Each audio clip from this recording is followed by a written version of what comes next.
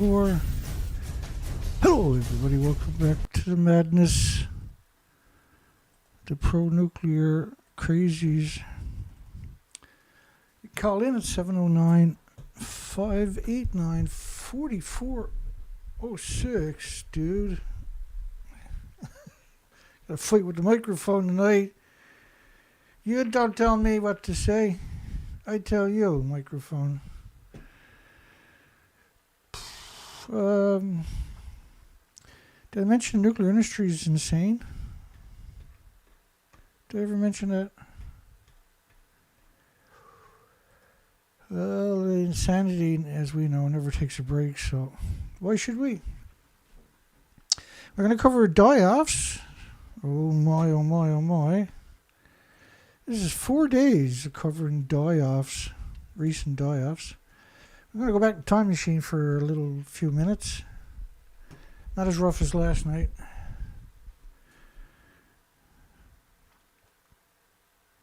April the 16th forecast showed a radioactive cloud. Radioactive. These are not clouds like floating along. These are plumes that's from the ocean floor to the upper troposphere. Stretching from Texas to Canada. It was way worse than that.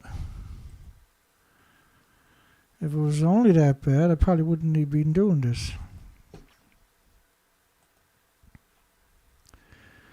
Nothing says holy shit like a radioactive plume that covers the entire planet. What was the date on that one? April 15, 2011. So that radioactive plume was a continuous plume. That was 26 days later. That plume is never going to go away. It's forever. It's a forever plume because it's radiation. And so,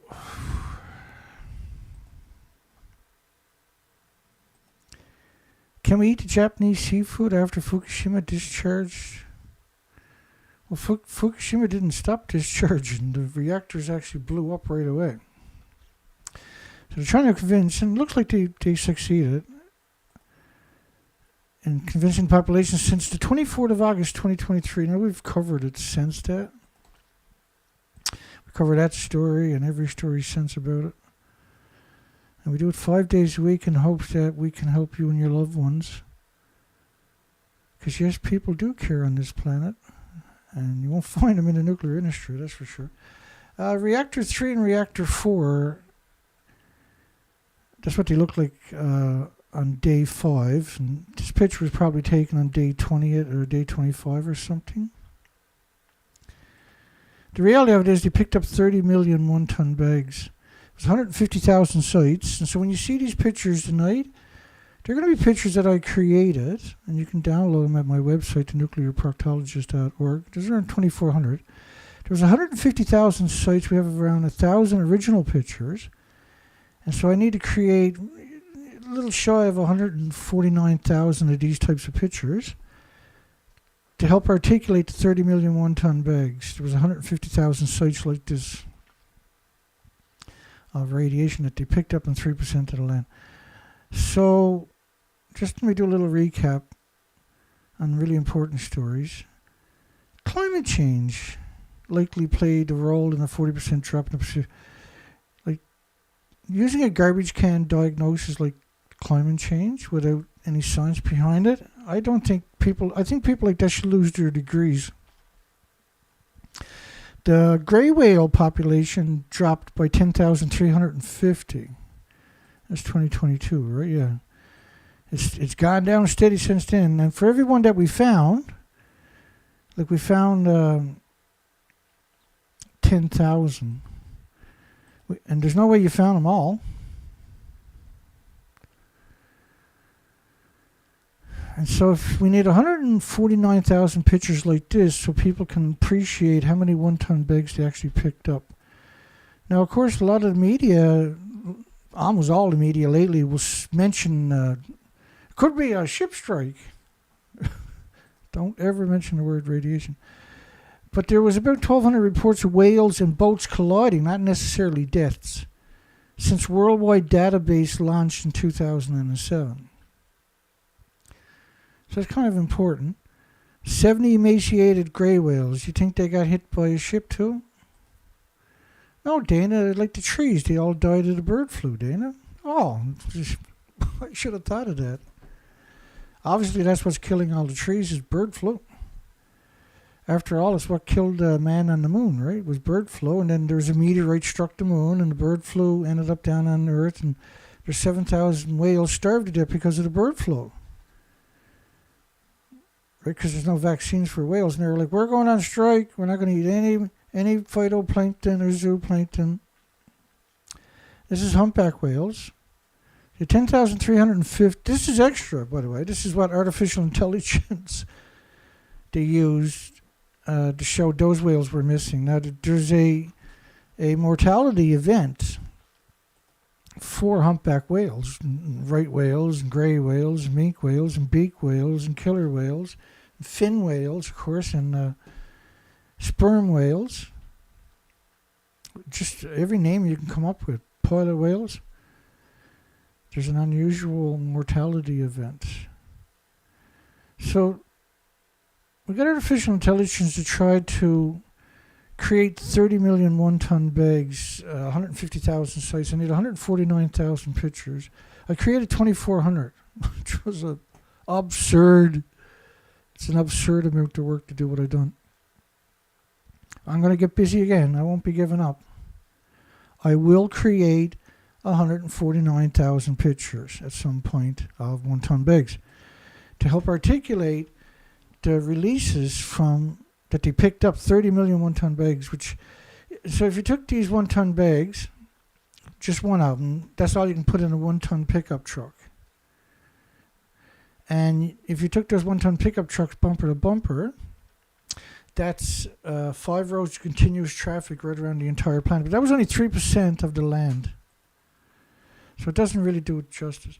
And if we all started worshipping one-ton bags years ago, we wouldn't have this problem now. The reason we're having a problem is because the one-ton bag God is angry at us for not worshipping him, right? That's a joke, by the way. Like, no, it's not. I said, no, it's a joke, honest to goodness. I was just funning.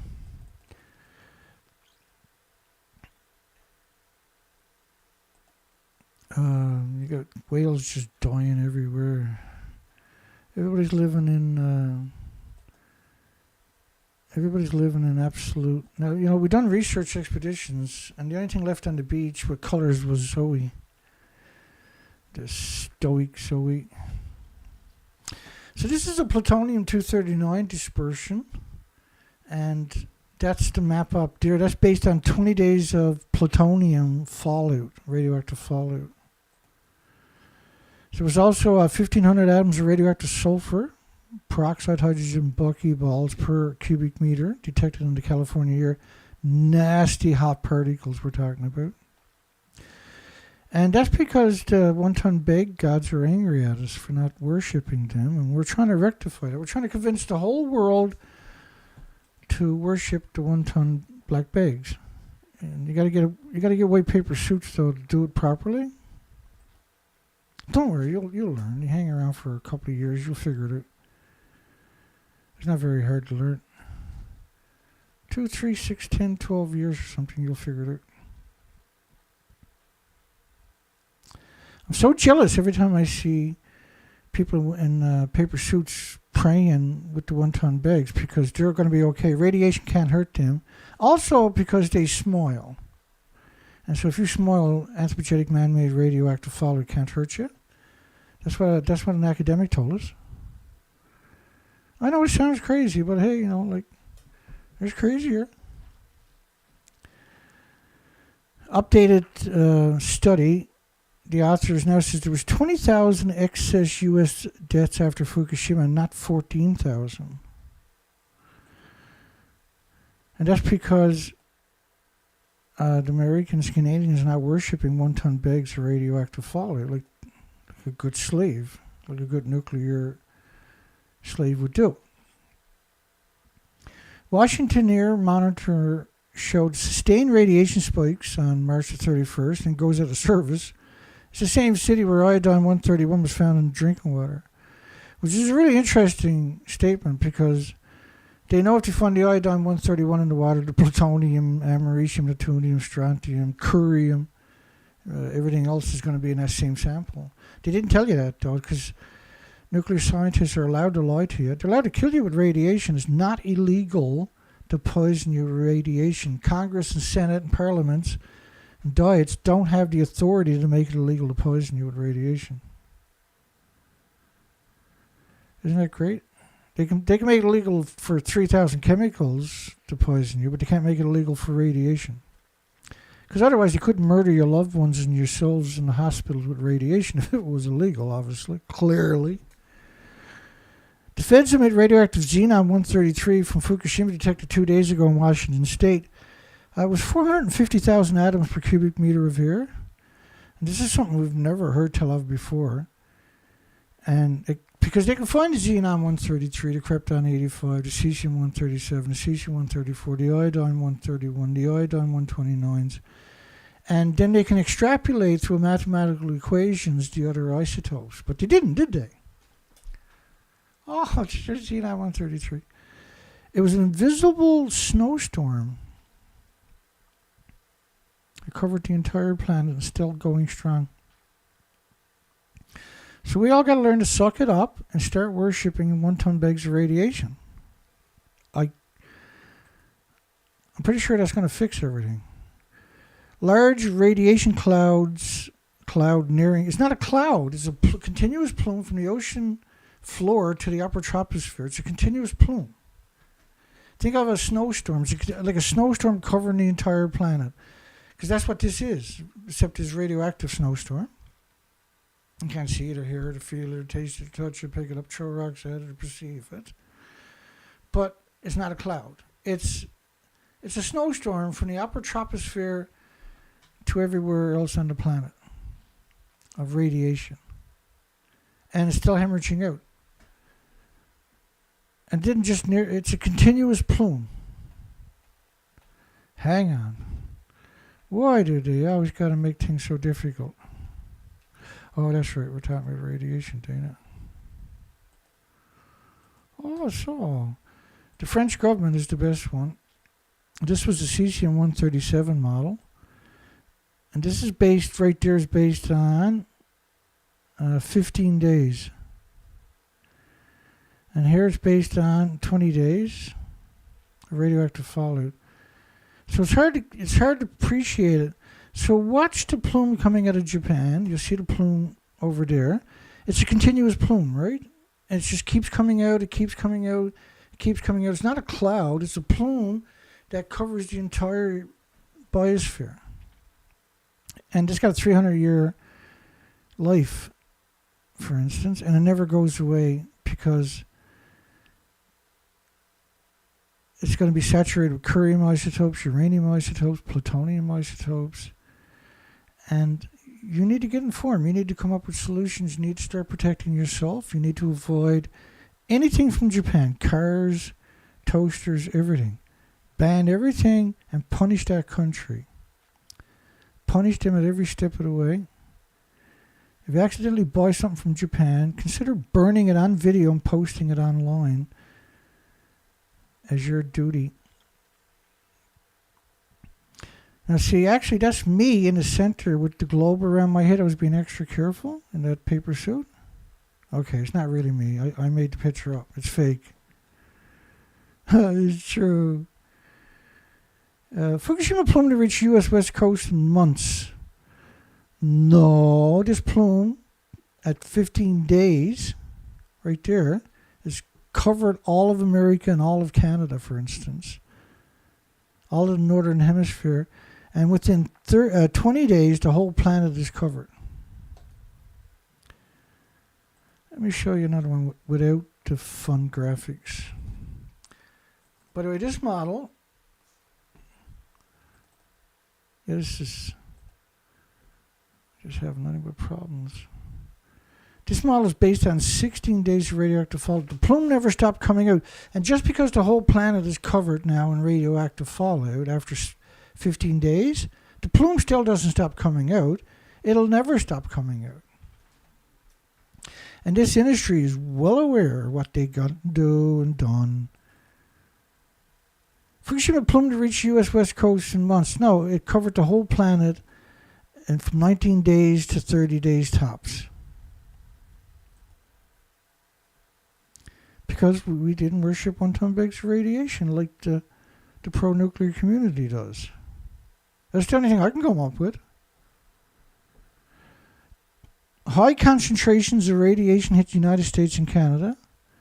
The plume was rich in cesium-137 close to the surface from Vancouver southward. The plume covers the upper and lower troposphere right down to the ocean floor. It doesn't give a shit about our science. So this is another model of the cesium-137, and so is this model. This is cesium-137 at 1 million to 10 million atoms per cubic meter of air. Look, all of America, all of Canada, all of the Northern Hemisphere in the first 15 days buried. We've never seen nothing like it. And this is why we're seeing an extinction event in all the species. That's another one of the cesium-137 models. And, oh goodness me. Let me do this again.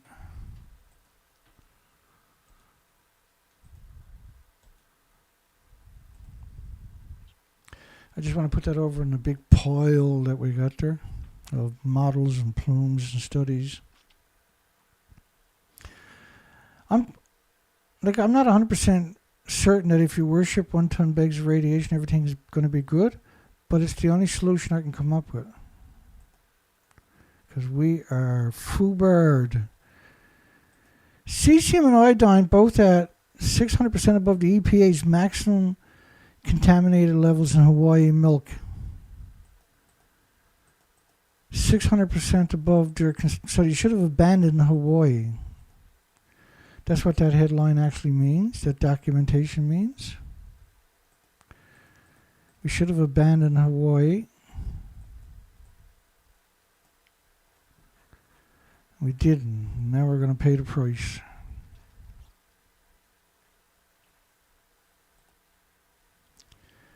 If only we had known that praying to the 1 ton bags of radiation, the 30 million 1 ton bags of radiation, could have saved us. Now the apes will take over. It's all in Hollywood movies, man. U.S. West Coast bore a significant brunt of hot particles from Fukushima disaster. Significant brunt of hot particles. It only takes one hot particle to kill you or a bird or an animal or an insect or your loved ones, your children. Radioactive rain caused 130 schools in Korea to close. California had 10 times more. But now we got, I'm producing these, I'm going to sell these in kits so you can teach your kid about 1 ton bags and they won't make the same mistake that we did.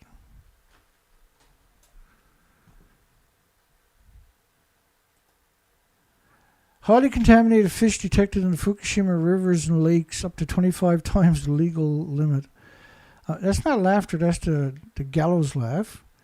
And because if the fish are that radioactive, the people who are drinking the water are too.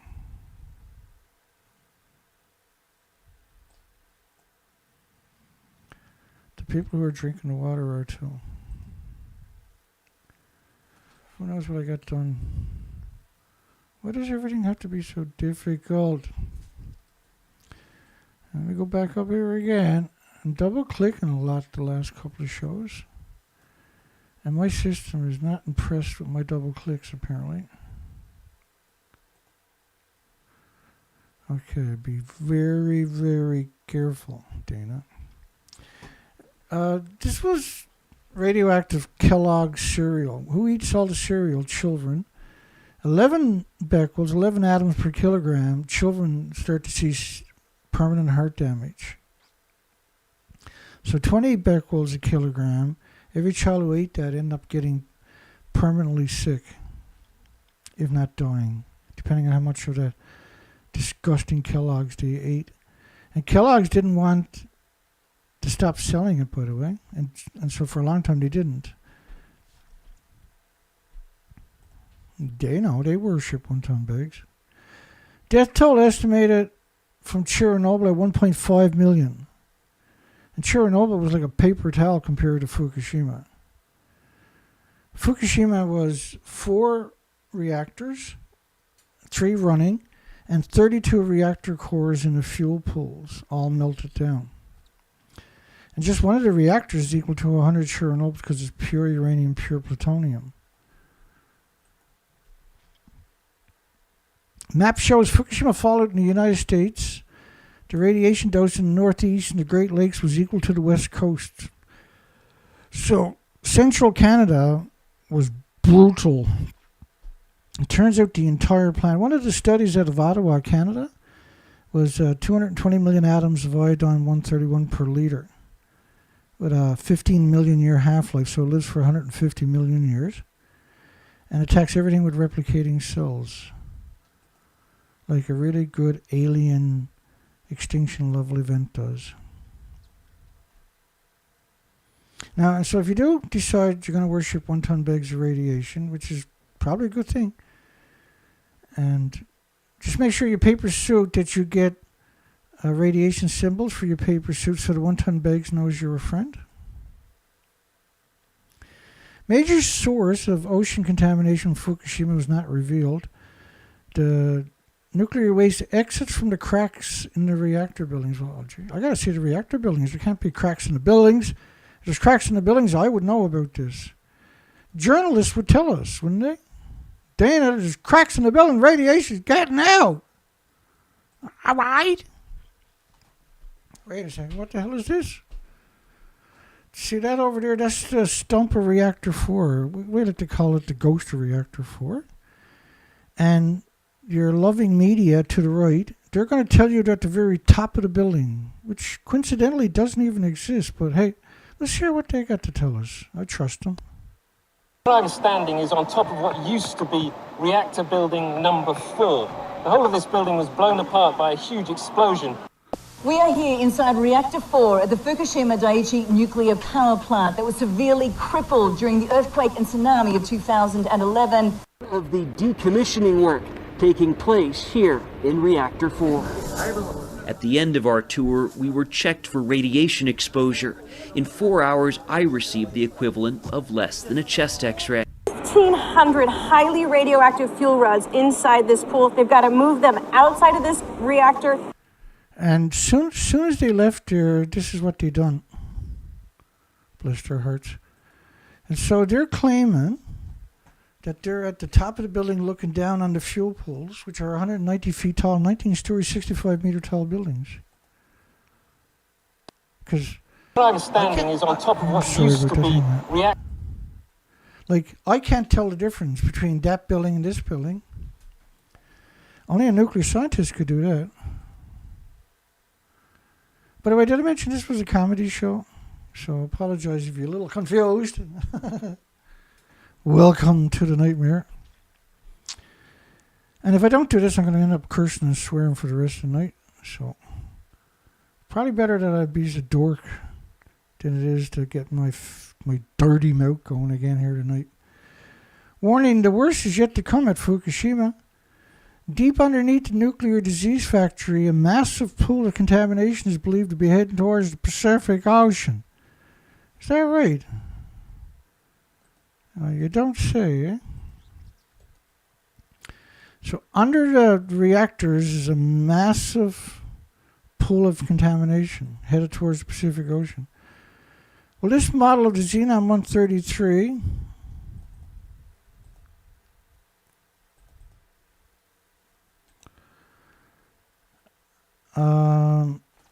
is April the 4th, April the 5th. 3 days. Jet stream, it never stopped coming out of Fukushima. Oops, hang on here. That's April the 5th. I forgot to turn the audio down on that filler.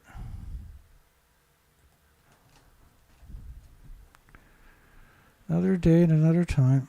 This model is 19.5 days, 468 hours of radioactive fallout.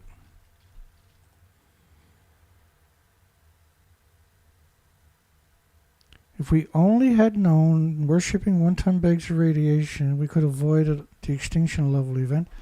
300 times more radiation released into the atmosphere from burning debris. We're not talking about the 1 ton bags, by the way. We're talking about billion pounds of radioactive debris. Or billion tons, whatever it is. And so they're burning it. You can't destroy the radiation by burning it. You just liberate it back into the ecosystem to kill something else. Just each kilogram is the equivalent of a dirty bomb. See, when you see all these people worshipping 1 ton bags, you got to wonder, right? Should we be worshipping 1 ton bags of radiation too? I know some of you out there secretly have 1 ton bags of radiation in your back garden you're worshipping. You just won't tell me. Fukushima will start burning radioactive waste, 100,000 atoms a kilogram to be incinerated. We're getting there. Don't worry. We're getting to the stories in a few moments. 1 billion pounds of debris in the exclusion zone, radioactive debris, 100,000 atoms a kilogram. So each kilogram is a dirty bomb, right? I ain't scared of no ghosts. Is the government trying to contaminate every region in Japan by burning radioactive debris? Yeah. Who's to blame for the radioactive fish, ABC Radio Australia? TEPCO denies the cesium contaminations of Fukushima, but the models and the studies shows 1 million to 10 million atoms covered the northern hemisphere right away per cubic meter of air. Don't worry, we'll get in there. 400 tons a day of radioactive water estimated to be entering the Pacific. September 27, 2013. And they call it a leakage, but you picked up 30 million 1 ton bags. So how does that work, I wonder? You pick up 30 million 1 ton bags, which is 5 rows of traffic bumper to bumper around the planet, and then call it a leak. Highly radioactive lake is built up in the depths of Fukushima. See, they're trying to convince you that it's underneath the building and it's going to get out at some point. But they picked up 30 million 1 ton bags. And you can go out and ask random people on the street, how many 1 ton bags of radiation has Japan picked up? And they'll all look at you like you're a serial killer. Because you've been programmed to fear everything that says Fukushima.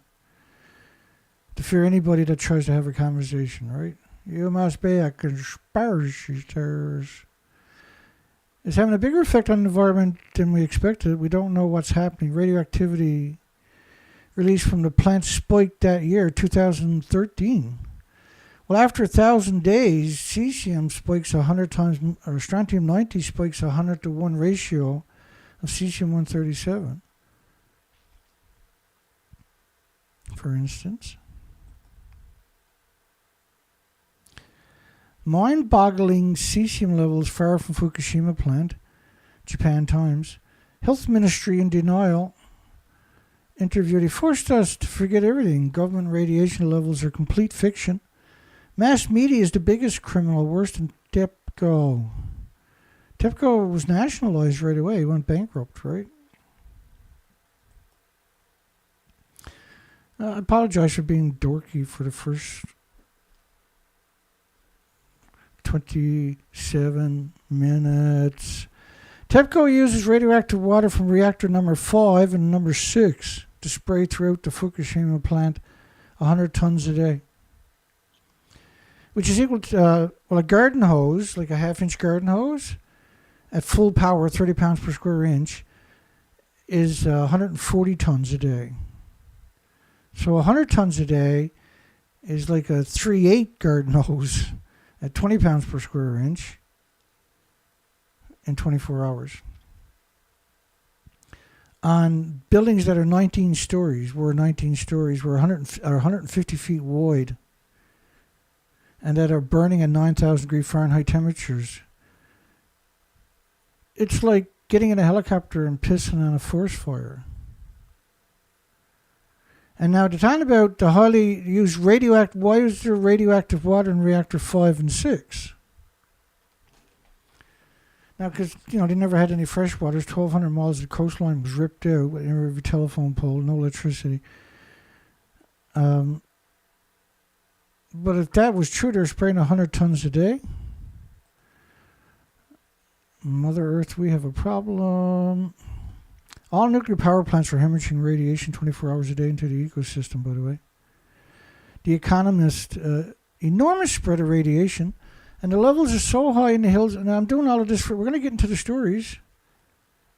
We're right there, like in my world anyway, which is 12, 13 more of these, which is literally right there in Dana's world, because we can go to hell sometimes with this stuff.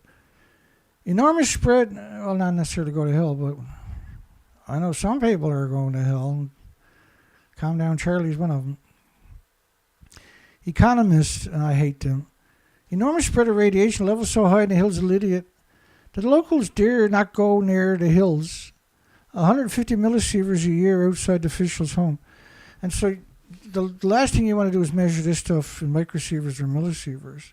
You want to do it in counts per minute, because we're talking about physical atoms. That's what's in the bags, are physical atoms. Becquerels, which is 100,000 becquerels a kilogram and 30 million one-ton bags. It's a nightmare. And I got 7 more to go through. And then we get to start. You're not going to screw that up, don't you? There's 150,000 sites like this. Radioactive fallout in the rain 10 times more than originally reported. That's reassuring.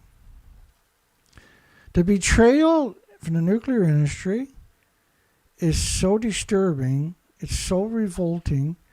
It's easier to pretend it didn't happen. But you're going to get into big problems if you do that. Radioactive forest, which is the whole country, is a permanent risk. It must be cut down. Every gust of wind showers cesium, uranium, plutonium, americium, plutonium, strontium. The biggest byproduct of the radiated fuel rods is curium isotopes. And curium isotopes, you need lead shielding 20 times thicker than you do for plutonium. Yay. It's a nightmare, isn't it? And because there was 150,000 sites, we only have 1,000 official pictures.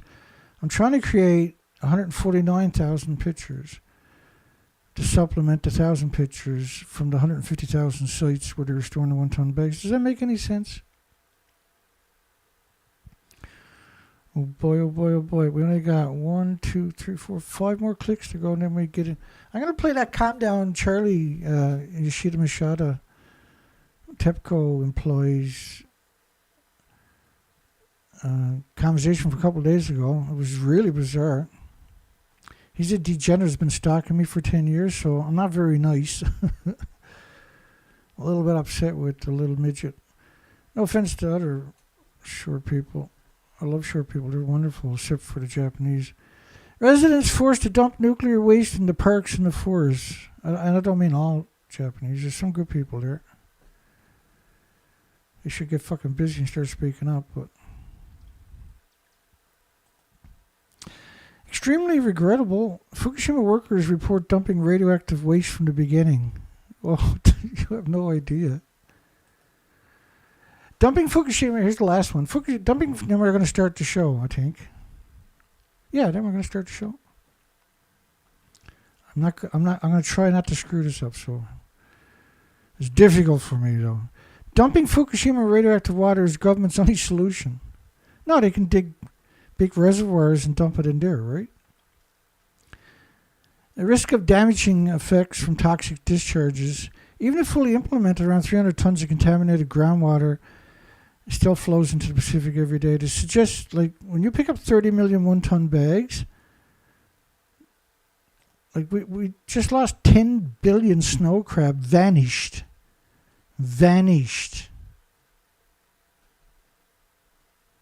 Yeah, I was playing with the Ouija board that night. I don't think it was me, though.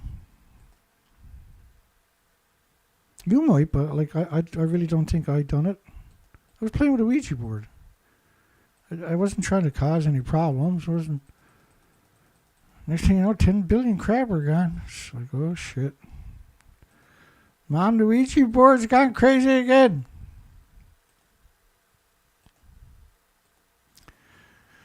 Hang on.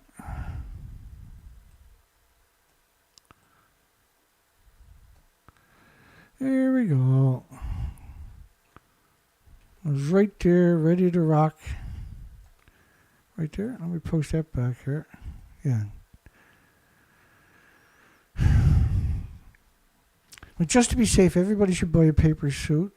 And just in case I'm right.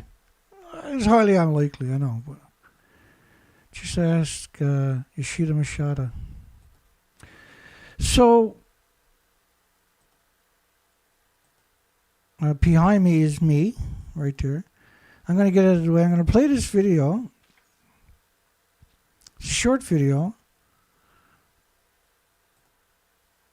Or maybe I'll do it the other way. Hang on here. Right there. It's kind of weird, eh? Dana behind me and a Dana in front of you. I think that's weird. Let's put another Dana in there. Yoshida Mashada's having a seizure as we talk. Okay, so I'll come back to this one. That's not what I was looking for. I got no idea what's going on anymore. How the hell did I end up on that?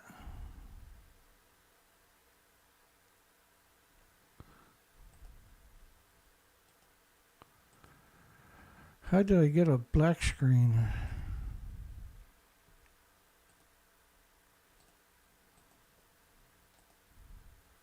What goes on when it does that, I wonder?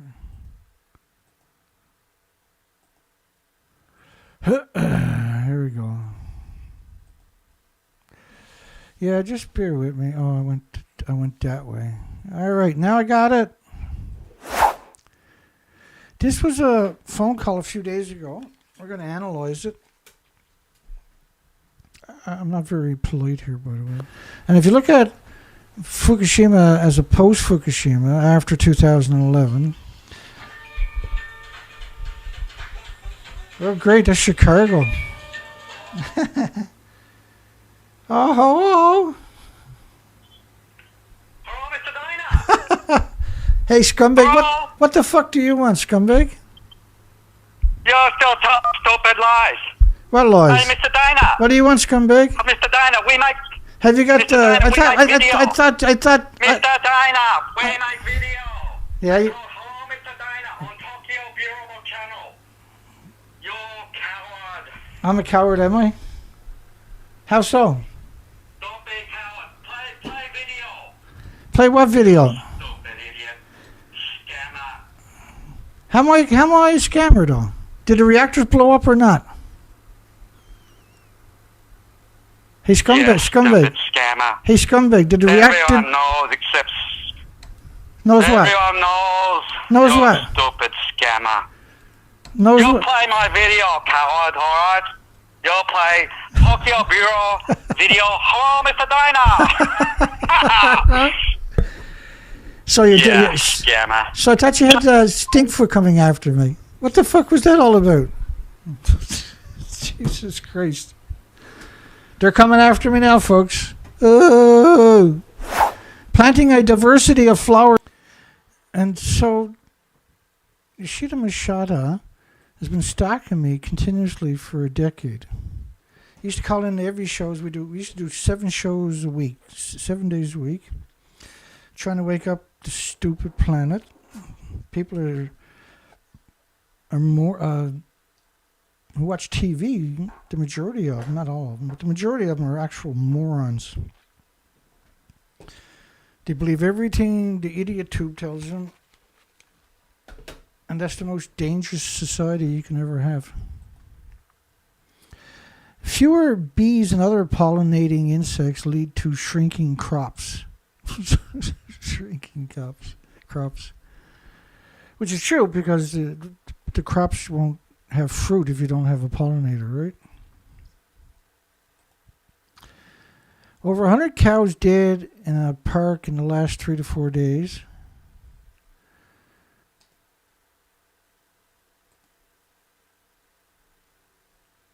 And so they're trying to blame it on avian influenza and bird flu. And so did 10,350 gray whales die from bird flu? Did 7,000 extra humpback whales die from bird flu? Did all the trees die from bird flu? I heard bird flu is killing all the rocks on the mountains now too. It's a 100% scam. About 15 to 20 crows died on, I covered it last night, right? About 15 to 20 crows died on Saturday morning. And just today morning,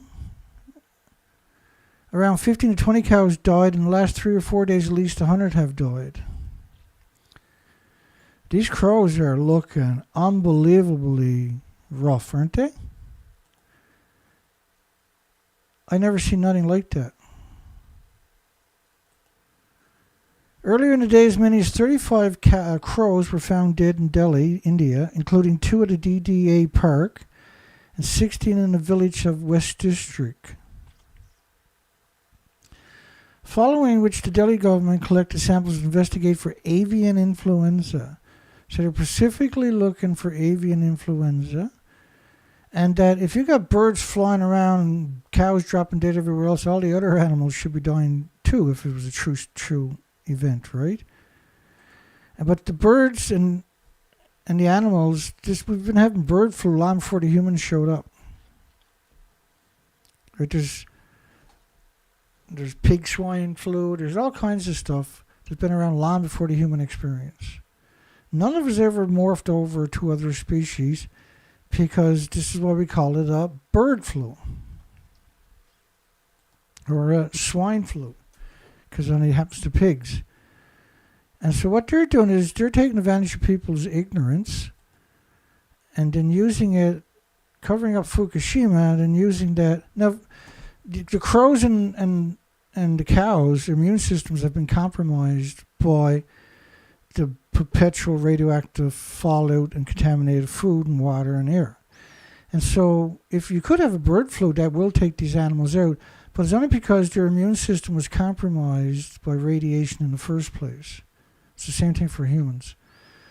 China syndrome inevitable, says the architect of Fukushima Reactor 3, which is the plutonium mixed oxide reactor, warns of a massive hydrovolcanic explosion. The melted fuel inevitably sank underground. Now we have the headlines of the steam coming out of the ground at 10 sieverts per hour in 6 places by Reactor 3. And this is what they're talking about, hydrovolcanic explosions. And it splits the earth open from the China syndrome. And because it come in contact with water, and a liter of water expands 1,600 feet or something, right? But everything could be resolved if you just worship 1 ton bags of radiation, according to some people in the know. Japan times, there could be hot spots under the sea. No telling when contaminated levels will peak. Well, there's different peaks too, right? Like after 1,000 days, the strontium-90 peaks 100 to 1 ratio of the cesium-137, which we've seen at 1 million to 10 million atoms per cubic meter of air in Canada, United States, which means we're going to exterminate all the species after an event like that. It takes quite a few years, a decade or two, to play out. And we're already 13 years down the road, and it's definitely playing out. We'll get on to the next one here. No telling when contamination levels will peak. 1/3 of the fish caught in Guma Lake were over the maximum cesium limit. And so how far over the uranium limit were they, or the plutonium limit, or the americium or neptunium, or the 1,000 other fission products? Dead whale on the bank of Lake Zurich, Switzerland. I was like, what? How does a whale... Because we do got whales that died way upriver, but not in lakes. And so as soon as I seen the picture, I said, that don't look right. And why are they running? Oh my God, we got to move his tail. So the blood will rush to his head. Now this was a activist group. Dead sperm whale washed up in the banks of Lake Zurich, and the carcass was surrounded by experts. As soon as I seen that, I was like, oh crap. What is this all about? There were immediate theories the animal was frozen in a glacier, or it was a pet kept by an oligarch. Which makes sense. Unfortunately, it doesn't. It is, of course, a fake. The hyper-realistic 15-meter long model, 45-foot long model, had been set up as a Belgian group, the Captain Boomer Collective. And they got popular with a name like that. What am I doing wrong? Together with the Zurich Theater and the Marine Conservation Organization. Figures. It's designed to highlight the issue of marine environmental destructions. None of them will mention Fukushima. They're all out there, and so the government throws all kinds of money at them because they're a perfect distraction, right? Although Switzerland is landlocked, the country must still act as pollution from this country will eventually end in the ocean. Well, their radioactive fallout does from their nuclear power plants. It covers the whole planet like everything else. The fuel pools are all hemorrhaging radiation. The whale will stay for the next couple of days. So that whale is going to stay for a couple of days to brainwash the local slaves into being a better slave. So the fuel pools at every nuclear power plant in a 24-hour period would fill up all of these bags if you picked up the fallout because there's no containment. And the tall, skinny stacks is where the radiation from the fuel pool is vented. Oh, and from the incinerators that they have on every site. It's the craziest. It's the wrongest thing imaginable is that a nuclear power plant even exists, actually, in the first place. Mystery surrounds a dead pregnant humpback found in an icy strait. Wait now. Earlier this year, you recognized an extra 7,000 dead humpback whales of starvation, but this one is a mystery. Ah, yeah. You're nice people, I can tell that. Early evidence indicates that the whale died by a vessel strike, but there's only 1,200 dead in 2023 by vessel strikes. How is it every single whale is dying is immediately associated with a vessel strike? And researchers are waiting for test results before they make a final determination. Yeah, so shut your pie hole and wait till they come out with the facts rather than a conjecture like that. So this whale is considered stranded by the degenerate NOAA. And Glacier Bay National Park is the stranding organization in that area. The stranding organization. Because the species are dying everywhere, so they have a stranding organization in every section of the coastlines. Which was never like that pre-Fukushima. They were underwater already doing their humpback whale research, scratching their ears. And they drive around in big, expensive, brand new engines on their boats. And they have gas cards and credit cards. And they have big, beautiful trucks. They have everything they could ever want. As long as they don't mention Fukushima, they can continue to have it. I despise them. I absolutely despise these people.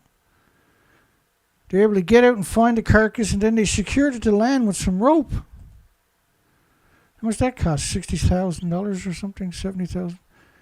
The team ran into a logistical problem trying to get the point, whatever, from Juan, Alaska, but managed to arrive 2 days later on July 25th. And the reason for the urgency, so they can conduct a necropsy on the animal's autopsy.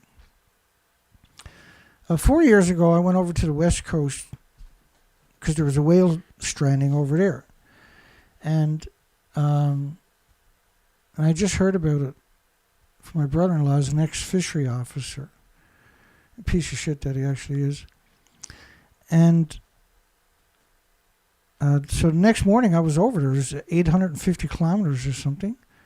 And I get up at daylight and I run out. And then the locals approach me and they're confused because the whales have been there for 36 days. And nobody's ever came and looked at them. And there was 15 pilot whales washed up, which meant there was around 150 died. Because you only find like 10%, right? And the locals, what they had done was, there was some of the whales were right alongside the road where the children and the school buses would pass every day. And the children were having so many nightmares, they wouldn't go to school anymore because they had to drive past these dead whales on the side of the road every day.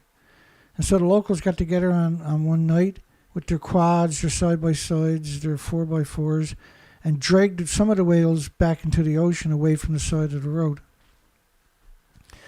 But we go over to America, and they flew all the way up to Juan, Alaska, and they had to spend all kinds of money and stay in all kinds of hotels, and finally got out and they done a necropsy.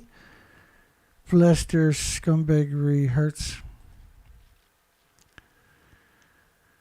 Man, I'm going to have to set up another session. This is just murder.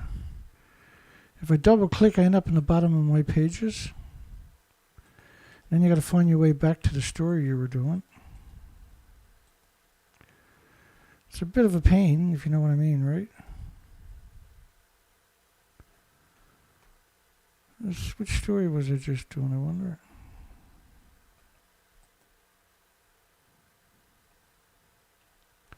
Is that it? Or yeah, because we just done this one. So it's here somewhere.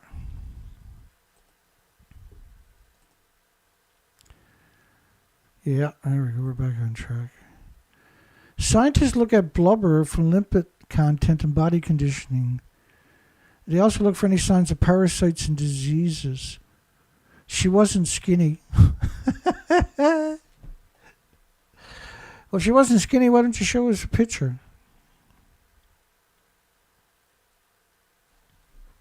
That's quite the interesting statement, because there's 7,000 that starved to death of the humpback whales, just like this one. But this one wasn't skinny. Well, whoopee-doo. Whoopee, whoopee, whoopee.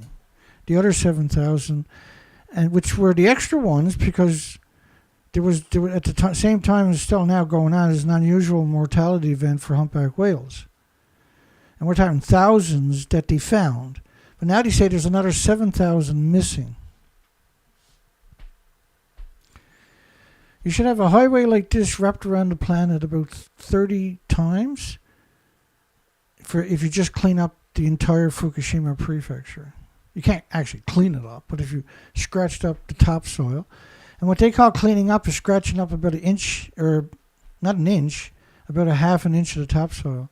Imagine trying to scrape up a half an inch of topsoil. Like anybody that's ever worked in a garden will tell you that's the most insane statement imaginable, because you can't actually do that. It's too skinny, right? Government refuses to provide funds to research Fukushima effect. Virtually zero monitoring. Now, I was out for 6 years in the Pacific Ocean, 4 to 5 months a year doing research expeditions.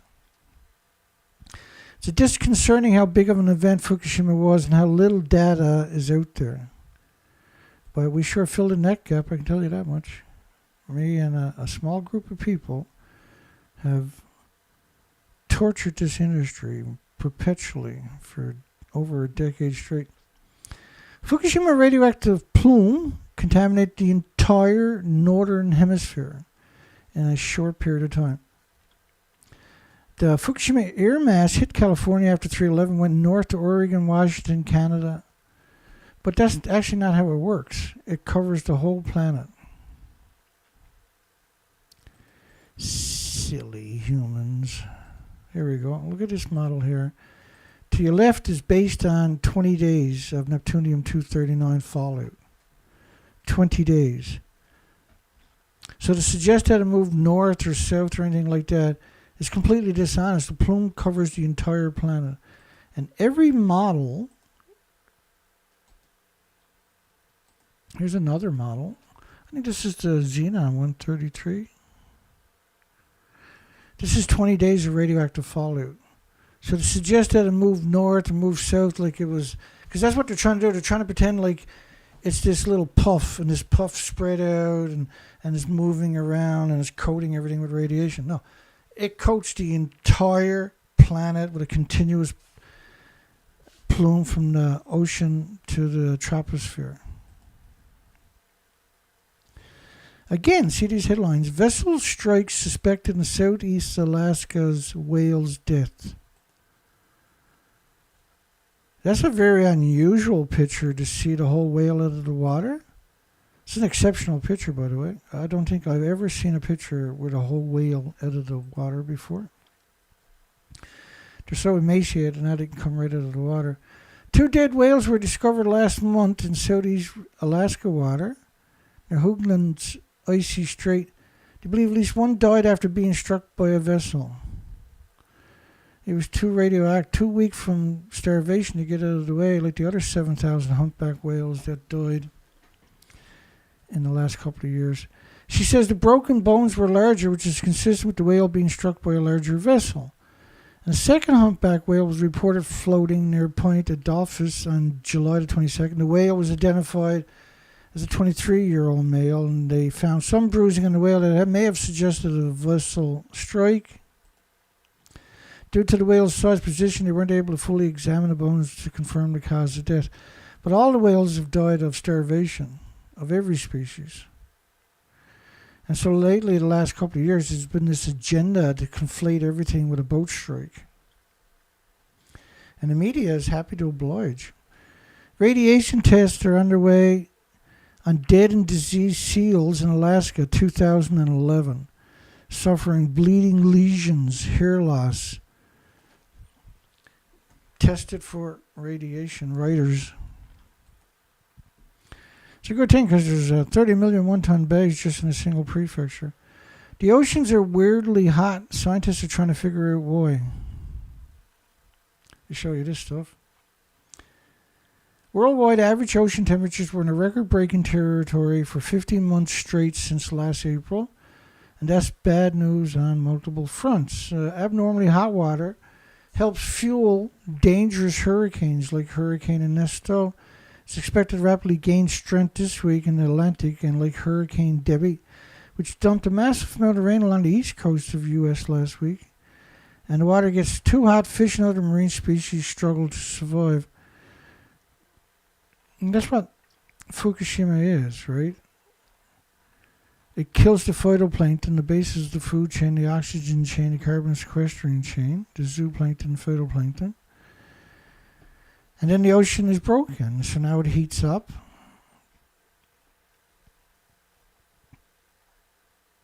And heat begets heat when it comes to the ocean. This is a model of 6 years of radioactive fallout, by the way, to the Pacific Ocean, based from German academics. But the problem was the plume covered the whole planet in 20 to 30 days. In every single study, the plume covers the planet in 20 or 30 days. That model behind me is 16.5 days. I'm sorry, 19.5 days, 468 hours. The ocean water near Florida is so warmed that it's threatening coral reef. Actually, most of the coral reef is already gone, right? We've covered this verbatim for several years straight. Let's start with what we know. Climate change is broadly to blame. And that's it's a garbage can diagnosis because you won't acknowledge the radioactive fallout and that adverse effects that has. It's pulsing energy almost at the speed of light every second. And to disregard that is atrocious betrayal. Humans, right? Humans. And except for the person who wrote the article, obviously, right? Continue to burn fossil fuel. So I covered this last night, right? In carbon.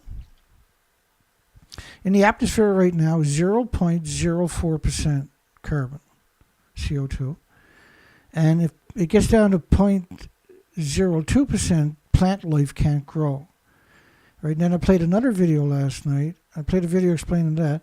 And I played another video last night where they done a study on 450 counts per minute and 1,200 counts per minute or something. And the higher the CO2, the quicker the plant grew, the bigger it was, the more foliage, litter, and fruit that it bared. And done it a lot quicker. Well, without carbon, we look like the moon. If we haven't got carbon, there's no insects, there's no trees, there's no bushes, there's no anything. Everything goes. And so carbon doesn't float up into the atmosphere. It's too heavy. It settles back down and gets absorbed into the ecosystem. Anthropogenic man-made radiation, on the other hand, pulses energy. It's an invisible snowstorm covering the entire planet, pulsing energy every second, almost at the speed of light. And if you don't accept the facts, don't blame me, okay? Because it's not rocket science. It's simple science. It's not a scumbag to perpetrate these lies upon you. And most of that extra heat is absorbed by the ocean. Well, it doesn't work that way. Most of the extra heat. So they're saying because of burning fossil fuel, we create this extra heat. The heat is absorbed by the ocean. That's why the ocean temperatures have been steadily rising for decades. But that's not how it works. The ocean is a great big heat sink. And the puny humans couldn't possibly produce, or they couldn't possibly equate carbon with heating the oceans. It simply doesn't work. The science doesn't work. Carbon doesn't go very far from its source either, because it just turns back into plants and insects and birds and animals and humans. It's recirculated, and that's how the whole ecosystem has always worked. And what they're trying to do, the less carbon there is, the less life there can be, see? And that's what they're actually up to. A climate scientist at Texas. These are the worst people, the climate scientists. They're taught to believe that nuclear is the solution and perpetrate that propaganda upon you, like degenerate James Hansen does. Think of it like the house was burglarized, and you have videos of the suspects doing it. And the question is there somebody else helping them? It seems like there probably was another suspect.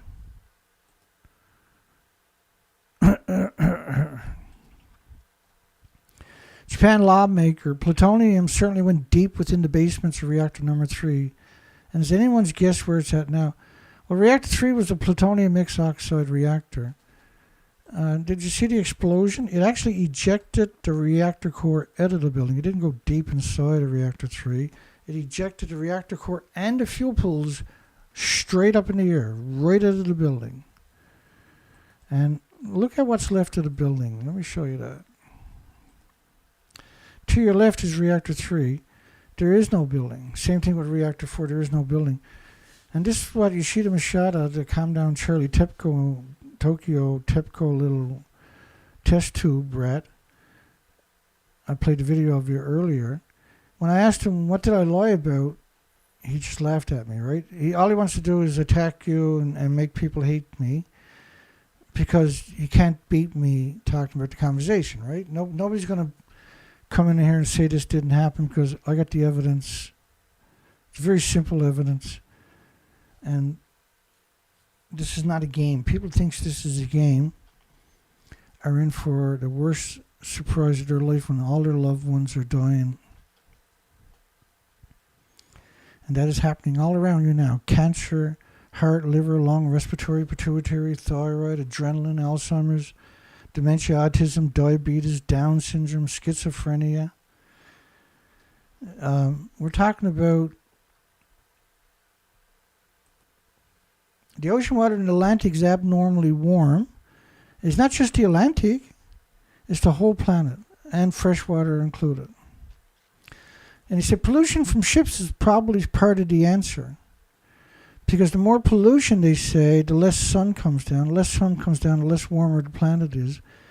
And so this is this death cult narrative. It's really something, isn't it? These people are really something. Being evil just comes so easy to them. At the height of the Fukushima emergency, regions in California where the plume hit had no monitors. They had all kinds of it. You paid for it. You gave them the authority, you gave them the monitor, you gave them the equipment. And when it finally happened, you probably had an event, they stabbed you in the back every day since. Email shows the Environmental Protection Agency, which is got nothing to do with environmental protection. It's about lulling you into complacency and not paying attention. Decided not to deploy the RadNet 2 area. Only one left was broke as the radioactive began spiking. So you have this organization dedicated to keeping an eye on this. When the event happened, magically all their Geiger counters were broken or weren't in place.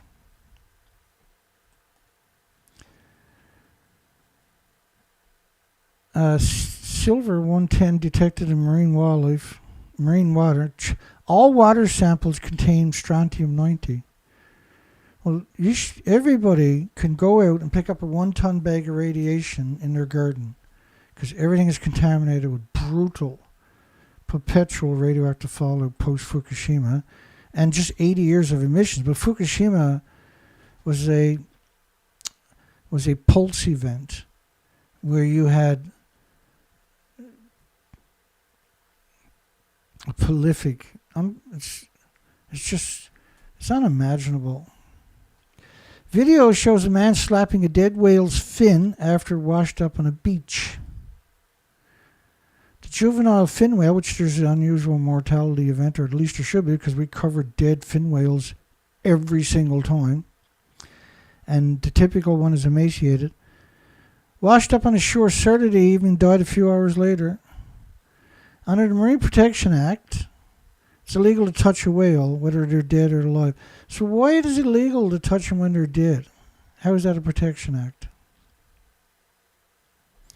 You know, you're not the only people on this planet that might want to see a whale despite the fact that it's dead. Only the government morons are allowed to slap a whale's tail. The most pettiest creatures I've ever come across are the government employees for some reason. They're literally the most disconnected from reality you're ever going to find. Their world is the world. As far as they're concerned, whatever they say, nothing else matters. It's the strangest people. As soon as they get the job, they spit in your fucking face. Radioactive fish. All 21 samples caught 50 kilometers from Fukushima plant exceeded the maximum cesium levels. Well, then it would have exceeded the maximum uranium-235 levels, or the plutonium-237, 238, 239, 240, 241 levels. It would have exceeded all the curium isotope levels. It would have exceeded the strontium levels. You can't just be a cesium. And so when they mention only cesium, their parents should legally have to beat the shit out of them. We'd have a lot less degenerates on this planet if we'd done that. Why did he abandon all the ghost towns in Fukushima if it's like a banana and a potato chip and walking in the sunshine? Canada suspends mobile radiation measurements around Vancouver, BC, until further notice as the radioactive cloud looms. They turned off all the Geiger counters in the west coast of Canada as the plume's coming in, right? And they moved them to the interior, to the Kootenays, which is a couple hundred miles inland. It took them forever then to get them set up. And of course, they didn't find any radiation. This industry has sabotaged everything and every species on the planet. And they want you to worship them. And they go around, they look in the mirror and actually think that they're good people. They actually look in the mirror and they say, I'm so cool, I'm so good.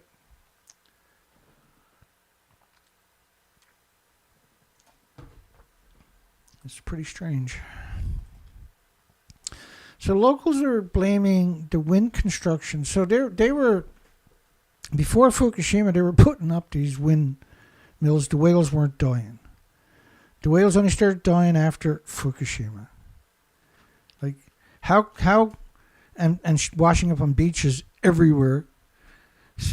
And how gullible have you got to be to suggest that a windmill is doing it? Like, a whale travels 10,000 miles and turns around and comes back 10,000 miles. Do you really think they spend so much time around that windmill? You think whales like stopped there and now they just worship the windmill till they drop dead? But the windmill, if you get rid of the windmill, then you need more nuclear power. See? That's who's doing it. It's a process some Nantucket residents believe is harming whales around the island. Yeah, well, give them a lollipop and throw them back in the friggin' zoo where they belong. Yeah, and so this is the future of Japan, Geiger counter machines, and everywhere else where you got vending machines selling Geiger counters so you can check everything before you touch it, which you should be doing right now, by the way. Researchers, corrosional current could rapidly carry the radioactivity into the interior of the Pacific Ocean.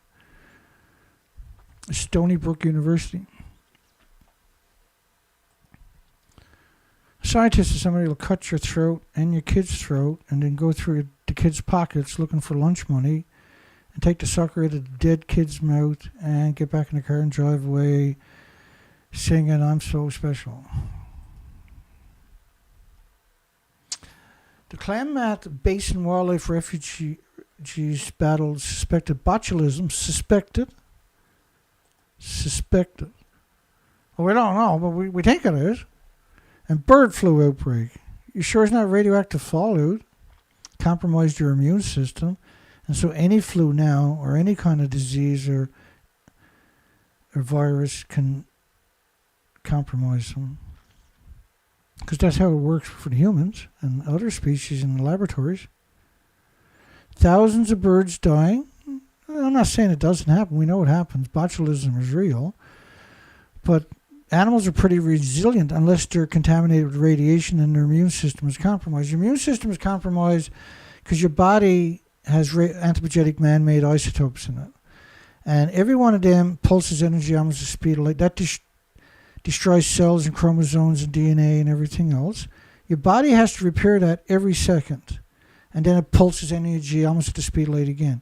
And so if you've got a lot of this in your body going on, your body has to repair everything. And it does that with white blood cells. But at the same time, it attacks the source with massive bombardments of white blood cells trying to build a tumor around. And that could take 10, 20, 30, 40 years for a human.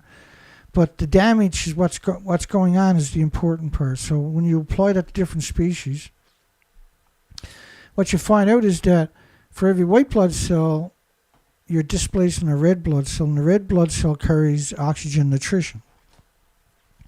So if you're bioaccumulating it, you're drinking it, you're eating it, everything you're consuming is radioactive, so you're bioaccumulating huge amounts. At some point, your immune system is so compromised because you're producing more white blood cells than red blood cells. By the way, they call that leukemia. And they're much more vulnerable than a human is. A fraction of what a human needs to make them permanent lesions to their organs and everything else. Birds and animals like this only need a fraction of that. And because they're in the wild, they're also getting full body x-rays from the radioactive fallout. And so now when a flu comes along, a typical flu that's been around for millions of years, never jumped a species, will cause them to die because their immune system is compromised, which normally would have defeated it instantly, can no longer fight back. Because you're producing so many white blood cells, you don't have any extra white blood cells. Right?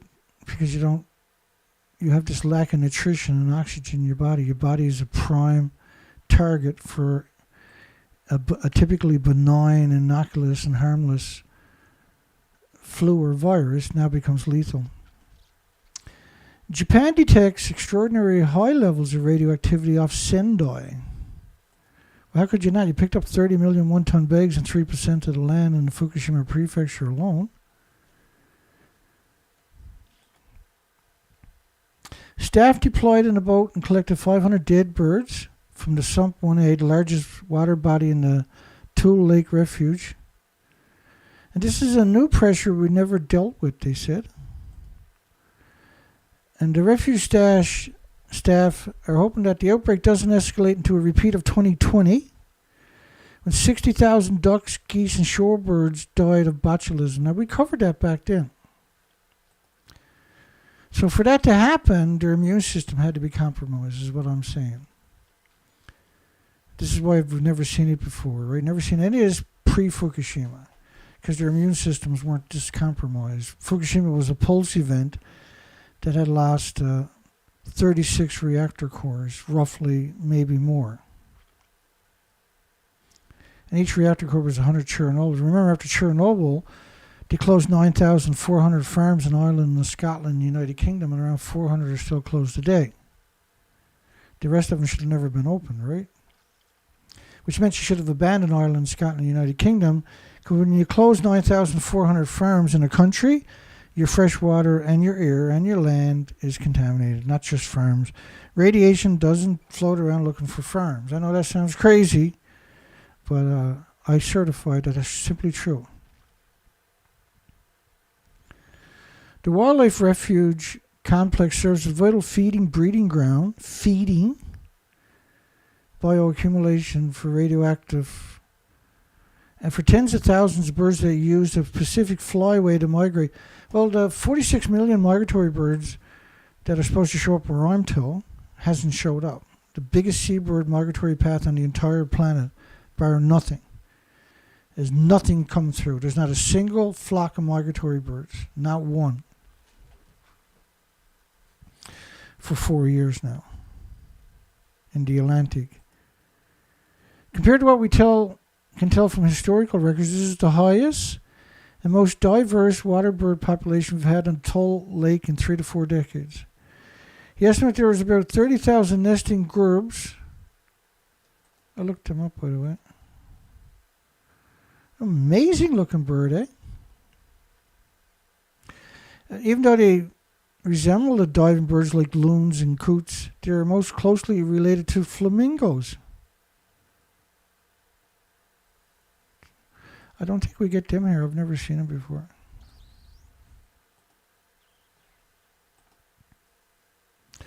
So this is California, Oregon, which is a nuclear wasteland from radioactive fallout, right? We cover lots and lots and lots. I got folders of just nothing but California, which is the breadbasket for a large chunk of America, a radioactive breadbasket. The 2020 botulism outbreak was the worst in the refuge history. Yeah, well, after 9 years of radioactive fallout, and huge fallout, because like California, the typical pollution from Asia would add to the pollution indexes for several months, like automobile factory pollution. The anthropogenic man-made radiation is a million times smaller, and it's 2 billion times more toxic than industrial poison.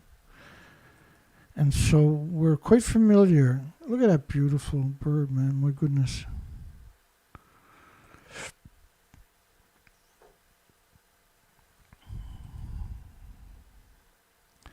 High-level radiation found over 300 kilometer stretch off Fukushima. Reconcentrations of radioactive substances observed.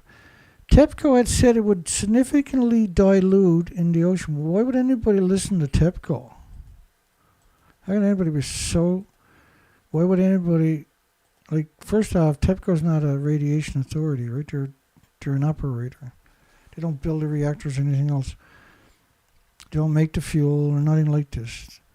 They're simply operators, and they don't even do that themselves. They hire on experts, right? But this is the plutonium-239 dispersal based on 20 days. So TEPCO said it was significantly diluted in the ocean, but the airborne plume covered the entire planet in less than 20 days. And you didn't abandon all those ghost towns because it's like a banana and a potato chip, by the way. Prismo beach residents react to sick sea lions. Well, that sea lion is clearly emaciated. That's an emaciated sea lion. It's embarrassing when you listen to the mainstream media. That's radiation sickness. We've covered it verbatim. We've covered a lot in the last 3 days. Yep. Everybody needs a vending machine that sells Geiger counter, and they don't know it, but every community. And so if you're smart, you should buy as many vending machines and then sell Geiger counters in it. And you can give the world hope. Contamination 50 times the safety limits, far higher than initial measurements. Also much higher levels of iodine than expected, indicating continued leakage. Marine life is soaking up radiation along the Fukushima coast. Oh, I think it's worse than that. That's clearly, unequivocally emaciated sea lion. Because like a sea lion would be big and plump, no wrinkles, no indentations or peanut heads or anything like we're seeing. An uptick in dead sea lions showing up in the central coast of California. 651 marine mammals exhibiting signs of domoic acid. This was the original cover story they came out with for quite a few years. And the studies are going to take a couple of years before they come back. We cover it all the time, year after year after year, all year long. And so we were able to get 2 years later, we would get the study. And none of them were domoic acid. And they were trying to do this all the way from New Mexico to Alaska. That was their go-to. Oh, it's got to be domoic acid. And I'm not saying domoic acid doesn't happen or something, because it does. But it's very isolated and very rare. Now the ocean is 100% capable of producing a lot of domoic acid, even though that's not what we see. That's an emaciated animal. It takes a very long time. That's not how domoic acid works. They would have died before that, say, before they got a chance to be that emaciated. And then as soon as you get the people from NOAA, they're like, climate change. Or did I mention climate change? And they'll do it over and over and over.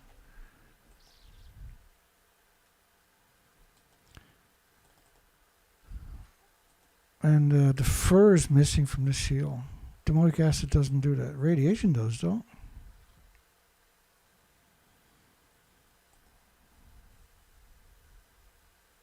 It's the third year there's been a domoic acid harmful algae bloom affecting marine life in the Santa Barbara. We've covered that each year extensively.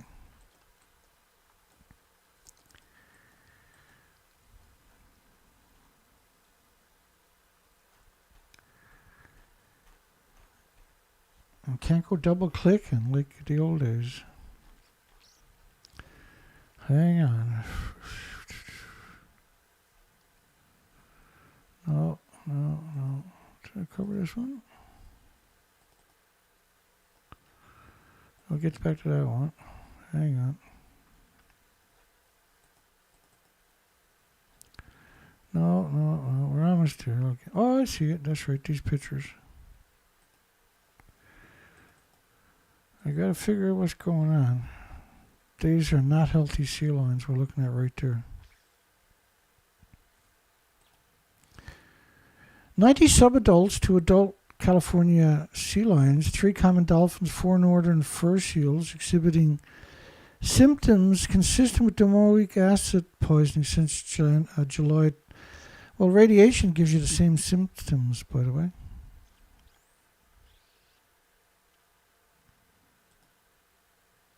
That's as emaciated as it gets. Avian influenza variant approaches Australia. Let me show you this picture. Australia is just a slave to the British, right?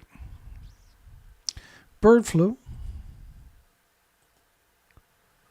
This is not bird flu. Bird flu don't cause the animals to be emaciated, right?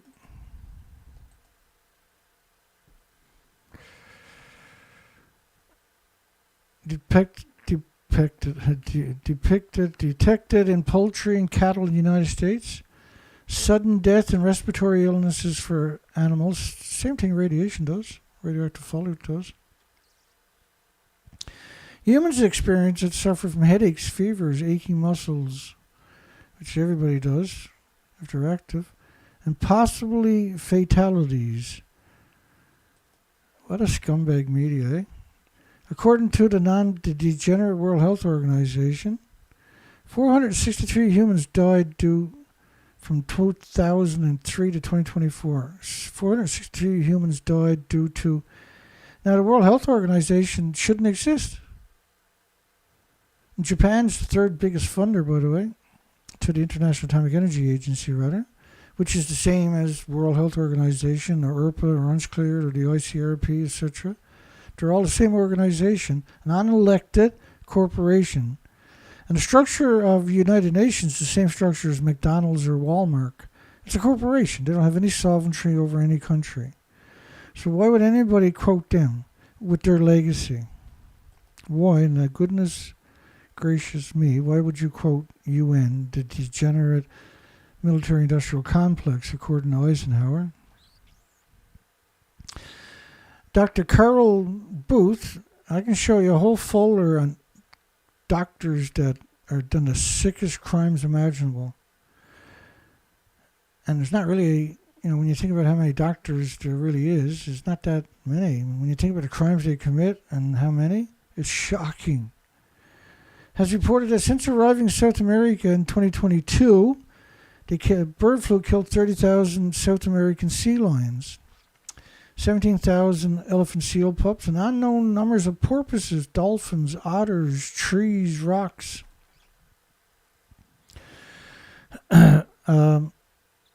We covered that extensively last night. When you see the pictures of the let me just show it to you, actually. It's easier when I just show it. Just show it, Dana. Just show it. All right.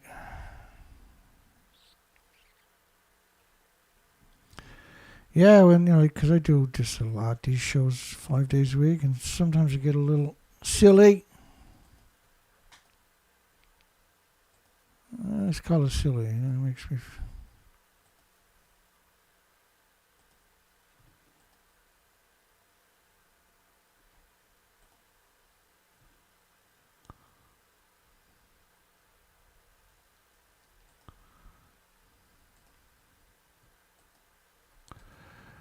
Alrighty, here we go. So there was 3,450 sea lions. Explosion of sea lion deaths in Peru, this is what they were alluding to just in the other story, amid a deadly bird flu outbreak. And so what you're looking at, the picture they're showing you is not a bird flu. This sea lion is emaciated. Okay, so they show you that, like severe emaciation. That's not what bird flu does. So why would they show you that picture? Well, they show us another picture too, with people in those paper suits. And what is it? Another unbelievable emaciated sea lion. So why are they showing us emaciated sea lions and saying it's the bird flu? Because any veterinarian that sees this will just laugh it off. Unless they work for the government, I suppose, but... hang on here.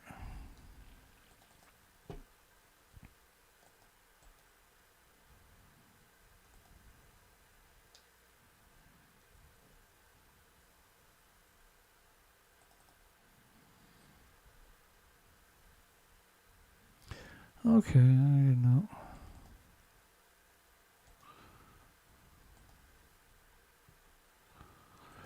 I'm just going to make it easier for me to find those headlines,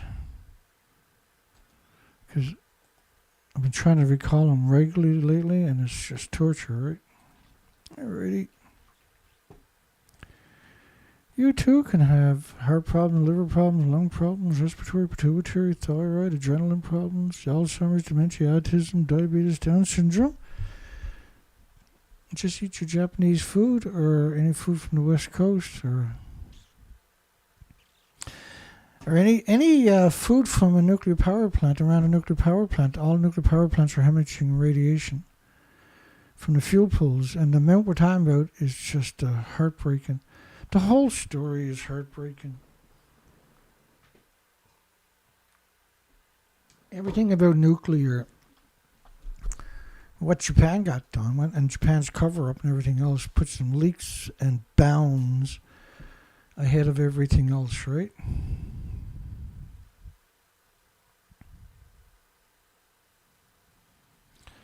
Let me keep going. Dead minke whale washes up in the northern Outer Banks regions. Third whale death in 3 days.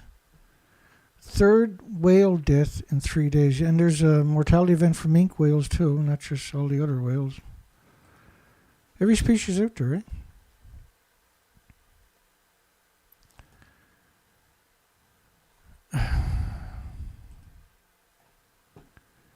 We need vending machines with Geiger counters everywhere so the world can protect themselves a little tiny bit. An orca mysteriously died thousands of miles from home after swallowing 7 sea otters whole. He didn't mysteriously die. Apparently one of the otters got caught in his esophagus and he suffocated. But why would an otter be thousands of miles from home when whales are programmed for their migratory routes and everything else? And why would he swallow 7 sea otters whole? And he had nothing else in his stomach on his sea otters. Because he was emaciated and starving to death.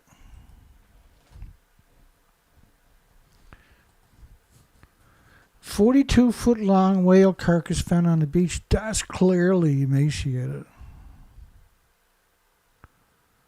That's clear emaciation right there. It's a rare whale shark, mostly seen in the Pacific Ocean. They're beautiful creatures, though. Streetlights could, this is a conjecture, right? Could be causing insects to starve. Scientists warn. Streetlights. And this was yesterday. Today's the 22nd, yeah. This could be contributing to the worldwide decline in insects. Well, streetlights are not all through the forest. And again, like if you get on a plane in Vancouver and you fly to Prince Rupert, which is up by Alaska, it's about an hour and 20 minutes. And for that hour and 20 minutes, as far as you can see, it's nothing but forests and mountains. It's in tropical rainforest at that, as far as you can see. And so, if the streetlights are bothering the insects in the cities, absolutely. But there's no way it could be causing a worldwide decline in insects. It's zero possibility. The entire ecosystem, impacts on the entire ecosystem. Well, how can streetlights in communities and cities impact the entire ecosystem? It can't. And this is what I mean. These people are actually, but they're trying to blame you for the extinction event, because this is clearly an extinction event.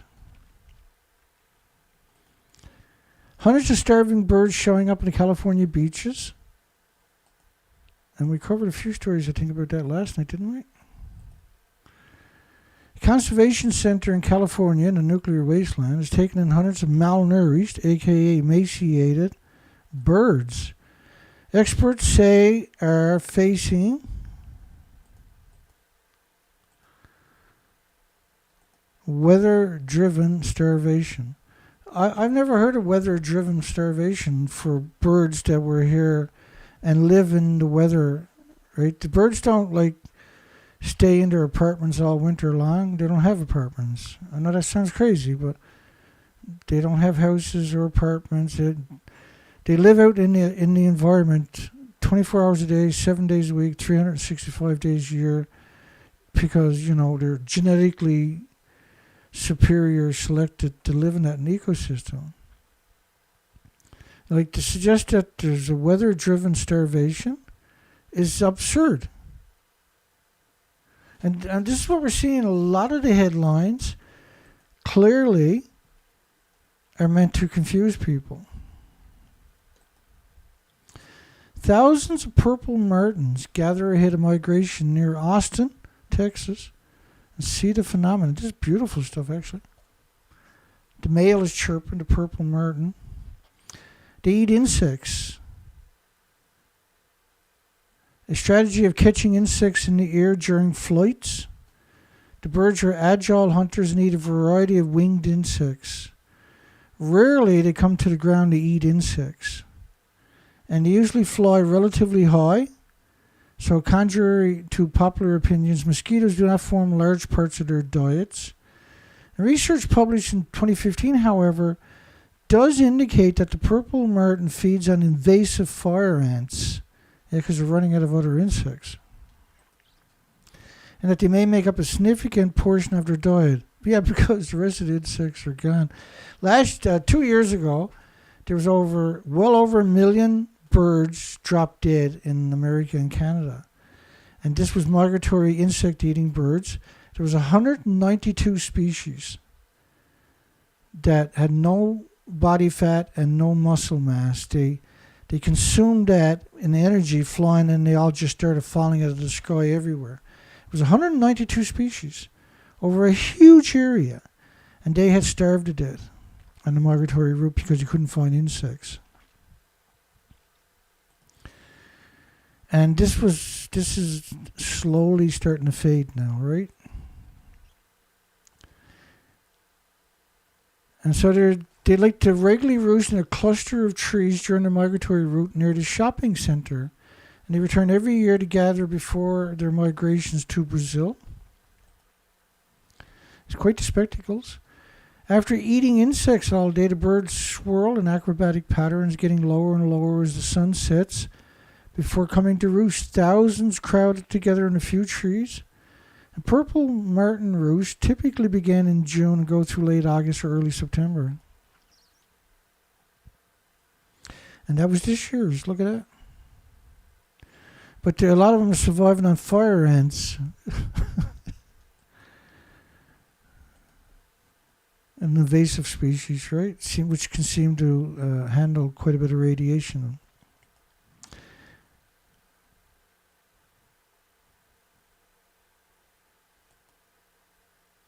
Often making the flight in under a month. So they need to eat each day. So that's good to see something. Something is thriving. I don't know if thriving is the right word, but hundreds of thousands of birds swirl in acrobatic formations for landing in a Pacific clump of trees. Just before that, a few seconds before that, they were saying a couple of thousand in trees. Now it's hundreds of thousands of birds in a tree. If it was hundreds of thousands of birds, why'd you say a couple of thousand earlier? Well, like the migratory birds, they're still claiming that the birds come through here, but they don't. Where are they to? How come I can't find them? The rocks where they've been putting their nest for the seabirds for millions of generations were normally covered in white excrement all year long. And when you go out there now, there's no excrements on the rocks, which means they haven't been there for quite a few years. But yet, according to the moron, the mouthpiece industry, only 1 in 4 purple martin makes it to an adulthood. Well, why is that? Why is that? Oh, because what they're trying. See what they're trying to do here? Because people are reading it and they're all, because they're down there and they're like, yeah, this is really cool. And then they get to that part right there. Oh, well, that's why there's not so many this year, honey.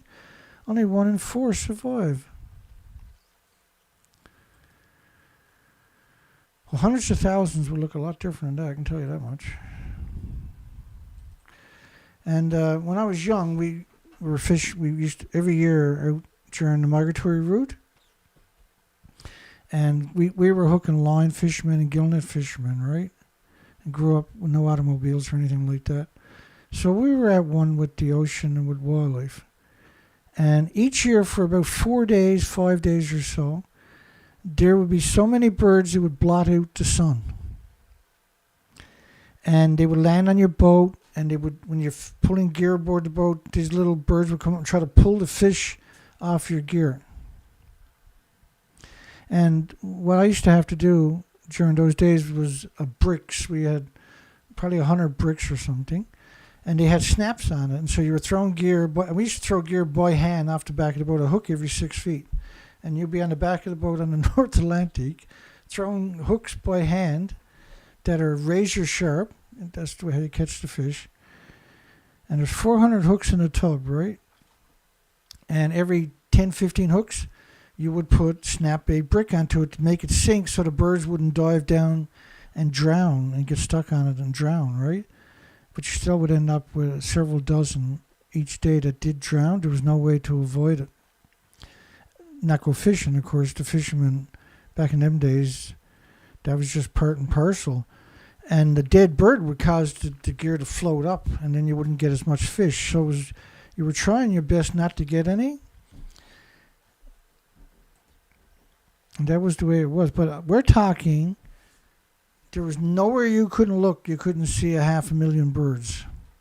So I'm very familiar, because we've done this year after year after year. I'm very familiar with what a few 100,000 birds look like.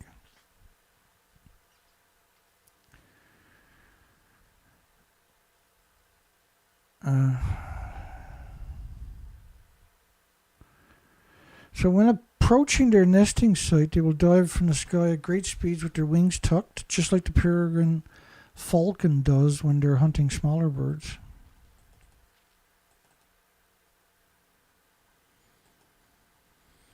Don't double click everything, Dana.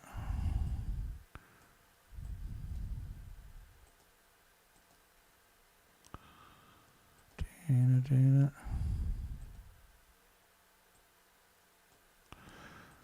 It's torture. I guess it's my mouse, eh? It's giving me the problem. I've been using the same mouse since 2015, I think, or something. I really need to upgrade my mouse.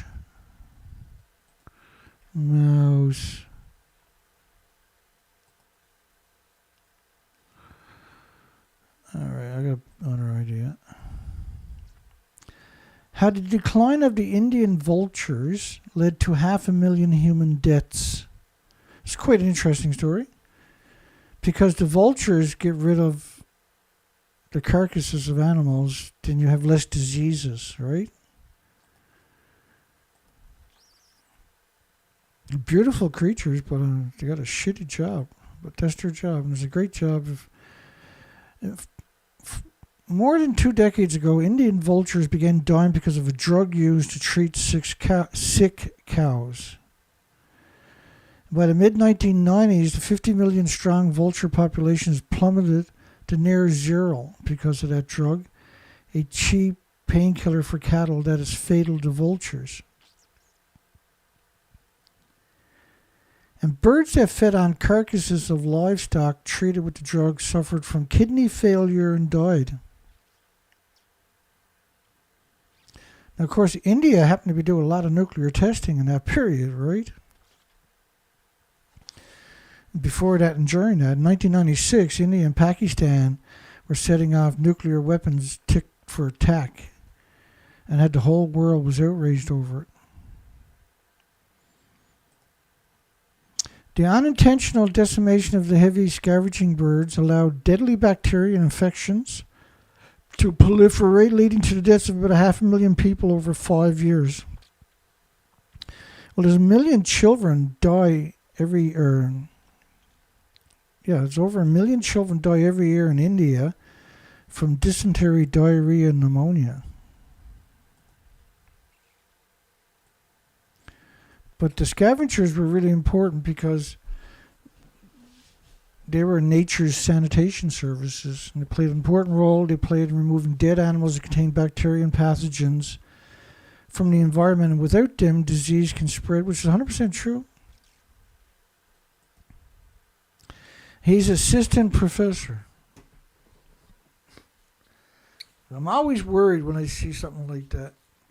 The assistant professors, not all of them, but 99% of them, are there as public relation officers for whatever corporation. And so they have a vested interest in lying to you. That's their whole function. These deaths were due to the spread of diseases and bacteria the vultures would have otherwise removed from the environment. For example, without vultures, the stray dog population increased, bringing rabies to humans. A dog's life is not worth much in India, I can tell you that much. Now climate change, / radioactive fallout have an impact on animals and in turn on us. Vultures, highly efficient scavengers, were historically relied upon by farmers to swiftly remove the livestock carcasses, and the decline of vultures in India is the fastest ever recorded for a bird species.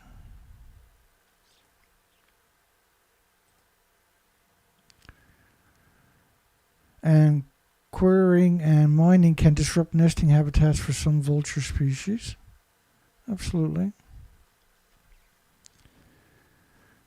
And will the vultures come back? It's difficult to say, though there are some promising signs. Last year, 20 vultures. Well, you had 50 million, and so now you bred 20. How long is it going to take you to get to 50 million, I wonder? And there's nothing out there in the wild for them to eat anymore. Everything is decimated over the last 13 years because of Japan's Fukushima radioactive fallout. So you got 20 bred last year, but there's 50 million missing. Will the vultures come back? Not at this rate. That's nuclear. Maybe they'll make a genetic vulture that can only eat radiation, like the ducks. The farmers want the ducks in Japan to eat all the radiation. The crazies. It breaks my heart because this planet is actually pretty innocent. And it's been taken advantage of by a vicious, hateful, despicable, disgusting, parasitic industry known as nuclear. More dead humpback whales. What's the odds of that? The second in one day. Then they're like, what we know. You got 2 dead humpback whales washing up on the same beach in one day. That means 20 died, right?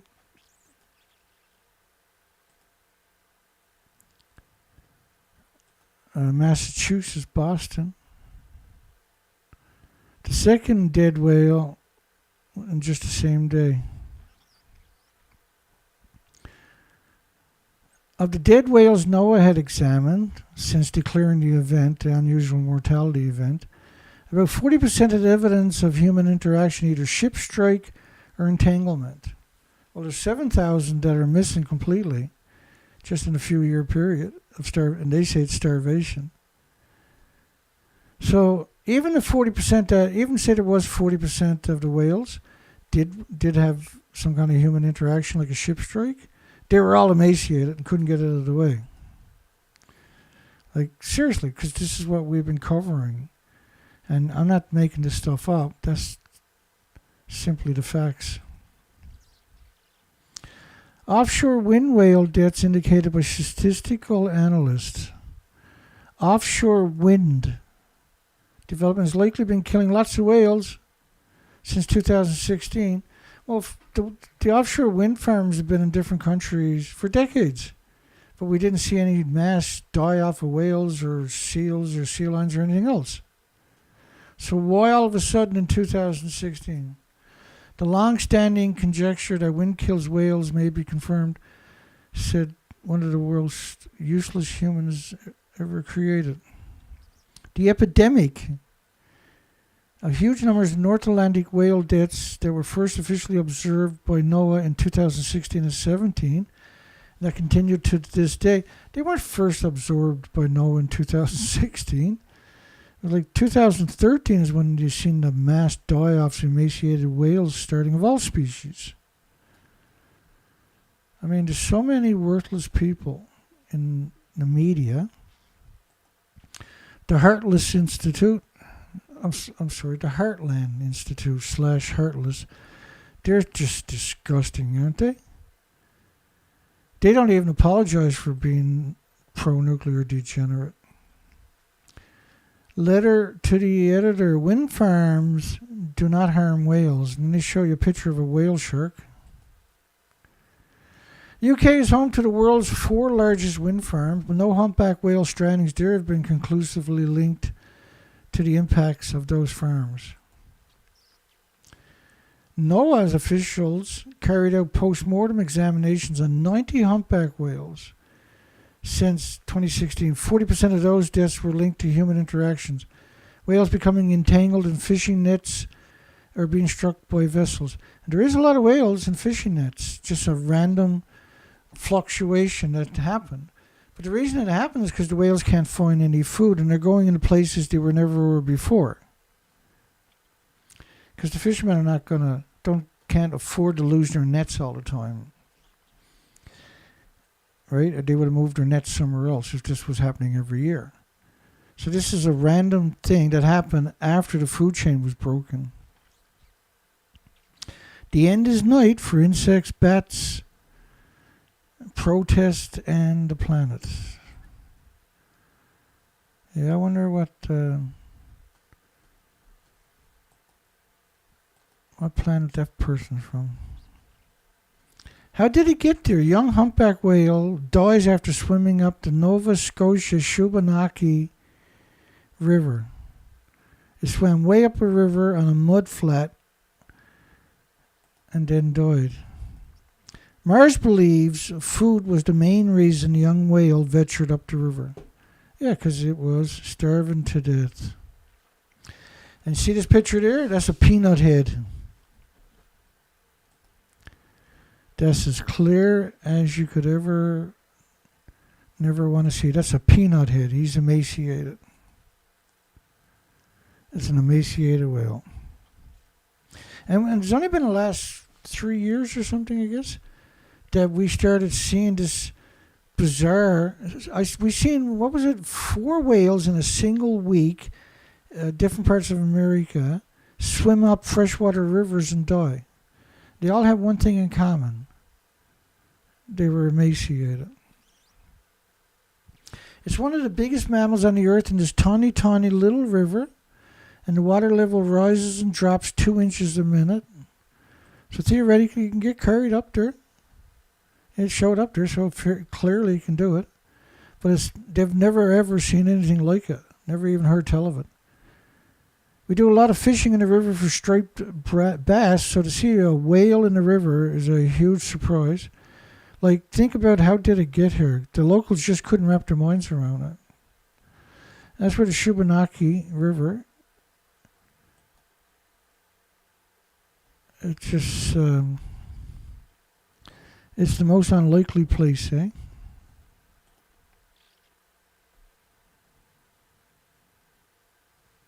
But like they blow up. When you look at the tail and when you look at the heads, you see that peanut head like we just seen earlier. That's emaciation. Mars believed food was the main reason the whale went up the river. They're following food. They don't eat fish, per se, right? They don't eat freshwater fish. Well, they will if they're starving to death. They'll eat you. And here's Emirate. He got the IQ of a fruit fly, and he brings home a 6-figure paycheck for being a dirtbag. And so the whitewater rafters companies have been there for decades doing this. Never seen that before. They were interviewed and they were like, how does a whale make it up these whitewater rapids, right? Do you get it? So the whale came up the whitewater rapids. I'll go up to whitewater rapids. And they have companies, lots of companies that do the whitewater rafting down the river. Because I went over to their Facebook page and had a look, or their Instagram page. This is the pictures of that river. And a whale went up there. It's crazy, right?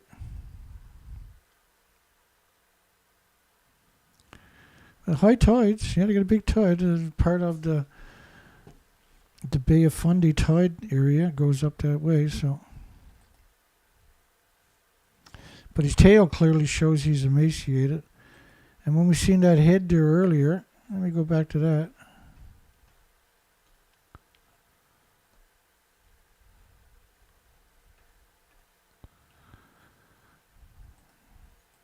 That's an emaciated head, see? See that? That is clearly a peanut head. So that's emaciation. was exceptional that the whale went all the way up. Newfoundland and Labrador fishers say commercial cod fisheries should not open. And last year I was covering the headlines about this.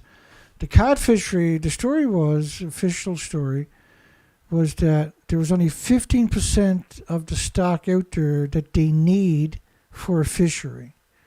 And so if they allowed a fishery, it would wipe out the ability of the product to recover, right? The codfish. They open it. A black whale entangled in the Gulf of St. Lawrence. A black whale. Part of an endangered species, particularly vulnerable to fishing gear and ship strikes. Again, you see these connotations of the ship strikes. But there's only 1,200 up to 2023. And we're talking about tens of thousands of whales have died in the last number of years that have sank and they're not recorded. Because for everyone recorded, around 10 sink that's not found or recorded, right? That's the consensus. The problem is they're emaciated and they're going into places they never went before where fishermen are to.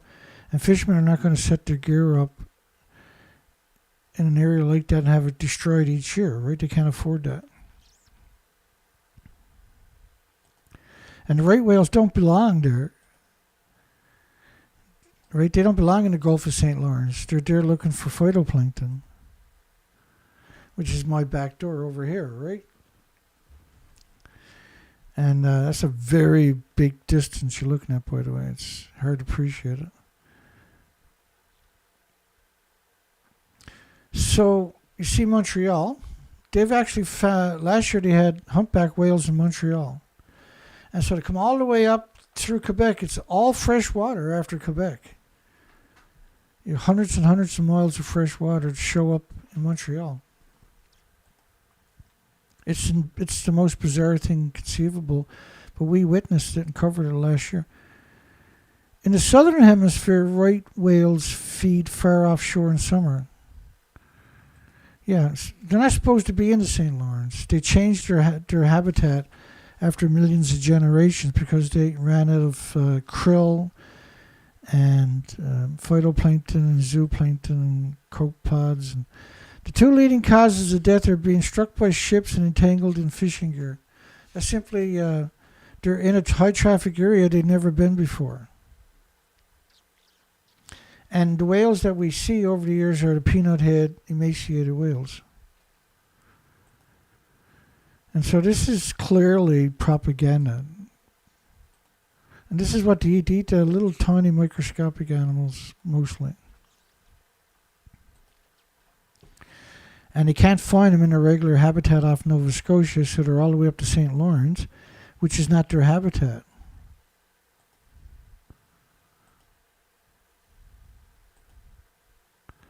Already died.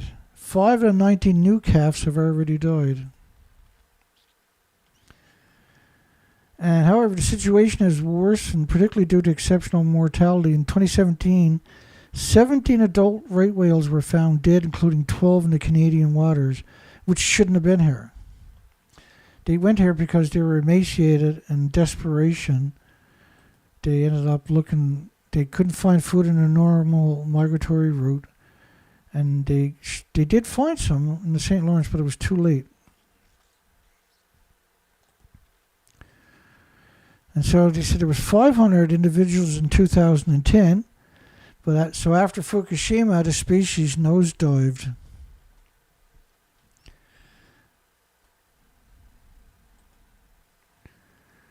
That's the facts. Humpback whale found dead on Bribie Island. Picking up 30 million one-ton bags and then calling it a leak is that industry doesn't deserve to exist, does it? A fin whale decomposing on an Oregon beach creates sad but educational spectacle. Well, fin whales are generally pretty thin whales. That one's emaciated. And we know it's emaciated because we got a picture of his head. See the head up there? That's clearly emaciation. That's a peanut head. And then you can also see all of his spine sticking out. That's not the norm. They are traditionally pretty skinny looking compared to a lot of whales, but that's emaciated. Period. Not up for debate. Oh, reveal what caused the emaciated whale's death. What caused them? What caused the emaciated whale's death? And you keep seeing those headlines, right, and those connotations. Well, that's the answer. They're emaciated. Shit for brains. They starved to death. But when you can see the whole spine sticking out and the peanut head, the incredible, unbelievable peanut head, you see on the very top up there? Let me show you. I don't like climbing heights, but I'm going to do that for you guys. Up here. So that's unbelievable emaciation we're looking at. That's any marine specialist would have looked at that would have, yeah, that's emaciation. Well, I mean, they don't deny it. What caused the emaciated whale death? I don't know, let me go into the comment section. I want to try the comment section. Anybody who's in the comment section? Hi everybody.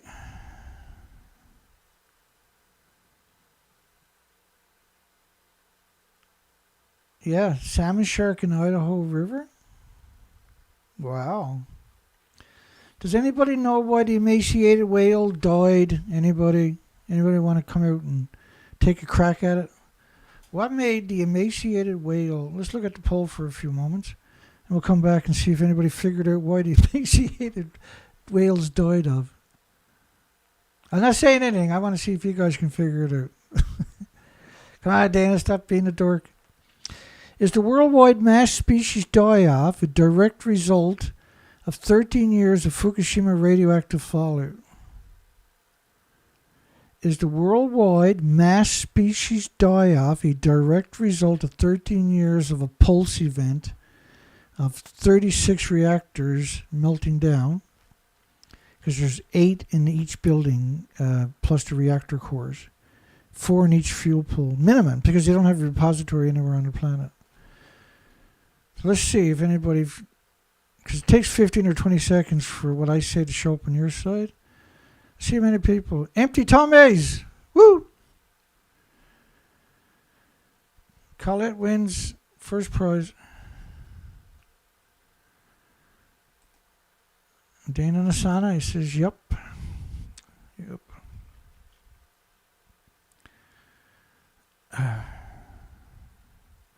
Vending machines that sell fake Geiger counters.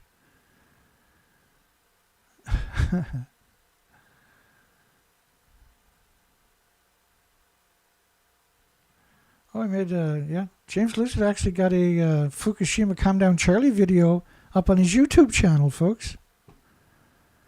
Aha. It's a great song, too. I listened to it twice last night, and you should, too. That was, and download it and re-upload it somewhere on your sites. So anyway, why did the emaciated whale die? I don't know. I'm not a nuclear scientist, so I shouldn't say anything, I guess. What caused the emaciated whale's death? Was it lack of pizza? The whale didn't have enough pizza? Maybe that's it. Does that make sense?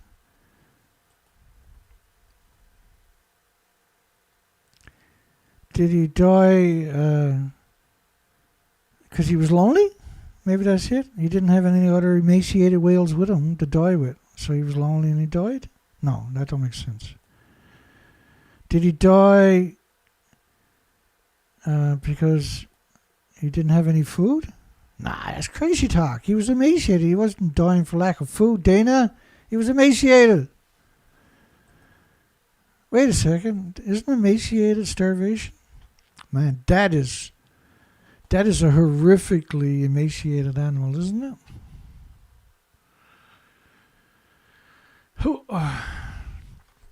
Yeah, James Lucid put out a hilarious Calm Down Charlie.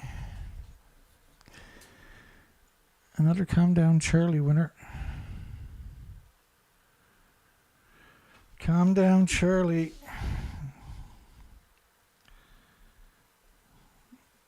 I never get sick of that, eh? I'll never get sick of these songs. Calm Down Charlie is the greatest song in history. Because somebody need to say it.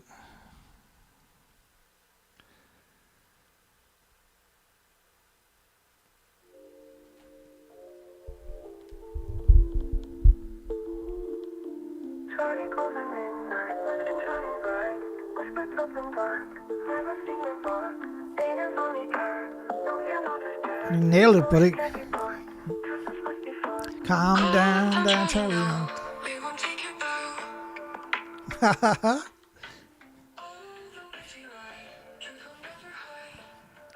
That's so awesome, man. Calm down, Charlie. And like when we came up with the name Calm Down Charlie, that came out naturally, right? He was always yelling and screaming at me, and I was like, calm down, Charlie. And it just stuck, right? I wasn't trying to be rude. A little bit maybe, but it was entangled in rope. So the whale died because it was entangled in rope, not because it was horrifically emaciated. Dana, don't you know? It died because it was entangled in rope, Dana. Yeah, it would have died the next day from emaciation, but it didn't, Dana. It was entangled in rope, Dana. And remember this we covered a story very recently where he said, but they removed the rope, otherwise we would have a picture of it, right? And they meant well, but they should have left the rope there, and they dyed the rope. I was like, you're disgusting, filthy lawyers. Yeah. James says the songs will only get better. I mean, like, it's about the words. And if you put in the truth, then the words are magic, right? I wish Calm Down Charlie wasn't such a degenerate, but if it wasn't for that, we wouldn't have these wonderful songs either. So, like, I'm a little on the fence, you know? That's okay. I hate Calm Down Charlie, actually. So I take great pride in anything that mocks his despicable ways. Someone took it off and took it away, he said. The rope and the whale. The emaciated whale. The whale wasn't in it for very long, and it didn't lead to his death. You got to keep reading the stories. Someone took it off and took the rope away. And he wasn't in it very long, and it didn't cause his death. It was several weeks before the results from necropsy done on the whale revealed what caused the emaciated whale's death. I mean, like, what did cause the emaciated? What caused a whale that's starving to death to die, to cause this death? It was starving to death, yeah, but did it die because it was starving to death and viciously, brutally emaciated? No! That's what the story is trying to tell you, see? Like, don't come to opinions yet. Yeah, it's emaciated. Yeah, it's one of the biggest whales on the planet. Yeah, it had a peanut head. Yeah, its spine was sticking out. Yeah, it's not normal. But, it had rope around his tail. Well, Mom, it had rope around his tail. I don't want to read it. It's terrible. I have to read the next sentence, then it says, but it didn't cause his death. The whale wasn't in the rope for very long, and it didn't lead to its death. And someone took the rope off before the investigators could show up. And they meant well. It's like the craziest story. Don't worry, there's another one just like it. If you cleaned up 40% of Fukushima Prefecture with the radioactive fallout and put it in 1-ton bags, you can build a strip of 1-ton bags right around the entire planet more than once that looks just like that there. It's like a banana, Dana. U.S. probes unusual rise in humpback whale deaths 2017. Appears to have been killed by colliding with boats. But it turns out they're all emaciated. 10 had no such obvious signs, and researchers are continuing tests to find out What could contribute to their demise? Cause unknown. Don't listen to Dana. Fear-mongering. Yet to uncover the cause of the unusual spike in deaths, well, we have hindsight now. There's 10,350 grey whales. There was over 7,000, I showed you earlier, that starved to death. They're crazies. Unusual die-offs, they said, of humpback whales in the Atlantic were reported in 2003, 2005, 2006. And the cause of those deaths were undetermined. The cause of the 3 unusual mortality events were undetermined. So their 2003-2006 events primarily involved humpback whales, with 16 and 48 humpback mortalities respectively. The 2005 event involved multiple whale species, including 7 humpback whales. And now, were they off San Francisco, where there's 55,000 45-gallon barrels of nuclear waste dumped, I wonder? Were they in the Marshall Islands? Did they feed out there where there's 1 million square kilometers, just too radioactive in a 2019 study to be habitable? Did they feed in Maralinga, where it's still a nuclear wasteland? Did they feed off the French Polynesian islands, where it was equal to a Nagasaki bomb every day for 12 years going off in radioactive fallout? I don't know. I don't have those answers. But I would be very cautious in believing anything in this industry. And anything a journalist tells you, be very worried about it. A journalist generally, his job is to destroy you.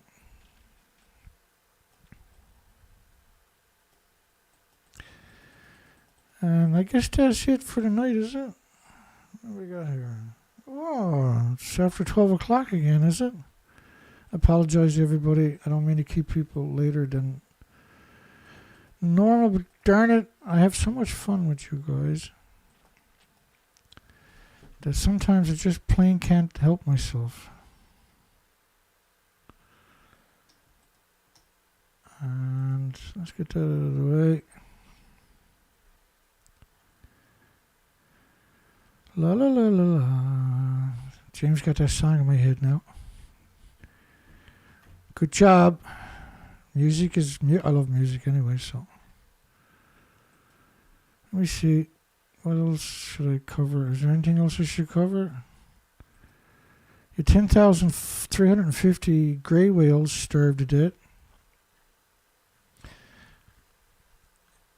You had another 7,000 humpback whales that they acknowledged starved to death. You had radioactive fallout cover the entire planet and break the food chain. Let's ignore all of that. Let's pretend none of that happens. Let's go over where the poll is to. Maybe the poll can help us out. Ah, excellent. Is the worldwide mass species die-off a direct result of 13 years of Fukushima radioactive fallout? It's 100% vote yes. And rightfully so, right? Okay, so we're going to close that down. Now, the weekend I'm going to be heading down towards Baccalieu and Northern Bay Sands and places like that. And we're going to do research of the same as we've been doing on Sunday. Going to cover a huge territory again. That's the plan anyway. Keep my fingers crossed, nothing goes wrong. And then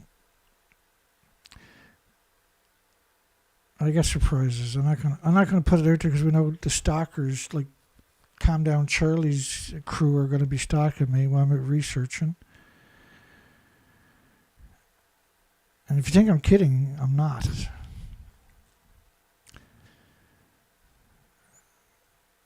I'm absolutely not. Shocking, these scumbags. They're set up down here, right? And their job, like, they want me gone. If I go, there's no one going to fill in. There's no one going to be doing a 2-hour show 5 days a week on nuclear, and is going to be honest. And then when you look at the inventory of material that I have, it's like over the top. And how much we cover each year, we cover, anybody who watches these shows are the best educated, and there is nobody in the nuclear industry who's going to beat them in a debate. There is not. A nuclear scientist can beat anybody that is versed with this material. It can't be done. So we have the most informed population on the entire planet. A very humble group of people, by the way. Okay, so we'll see everybody.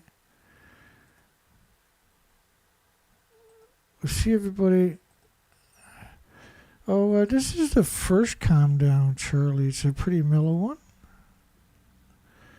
And to tell you the truth, I really, really like it. Or should I play Hopping Calm Down, Charlie?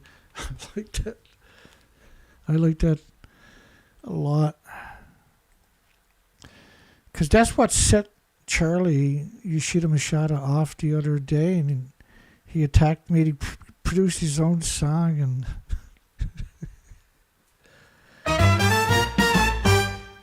yeah, let's play that one. And I think it's just got such a great feel. I gotta start playing the other songs too. If you made it this far, don't forget to thumbs up thingy. And we'll see everybody on Sunday. In the Tokyo Bureau, swirling smoke and neon beams. Chicago. I might be live streaming the weekend too from Ground Zero. See everybody on the next one. Take care, folks. Have a great night. Swirling smoke and neon beams. Chicago division fueled by heated dreams. Calm down, Charlie calls in, voice smooth as silk. Says, Dana, you're dreaming, don't cry over spilt milk. That's so fun, eh?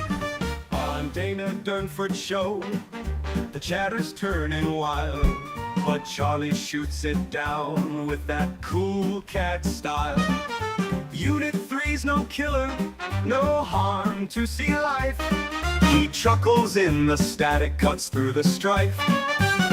Oh, calm down, Charlie, with his nuclear charm.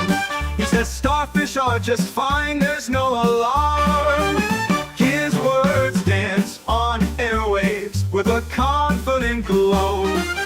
Calm down, Charlie steals the whole radio show. With a snap and a grin, Charlie's voice so clear scatters the dread, dispels all the fear. Mux didn't hurt, he croons with a sigh. Science is for thinkers, not a whim or lie. Though Dana and the crowd may shout and roar, Charlie's unfazed, he's heard it all before. His swinging rationale, like a soothing song, says, hold on to logic, we gotta stay strong. Oh, calm down, Charlie, with his nuclear charm. He says starfish are just fine, there's no alarm. His words dance on airwaves with a confident glow. Calm down, Charlie steals the whole radio show.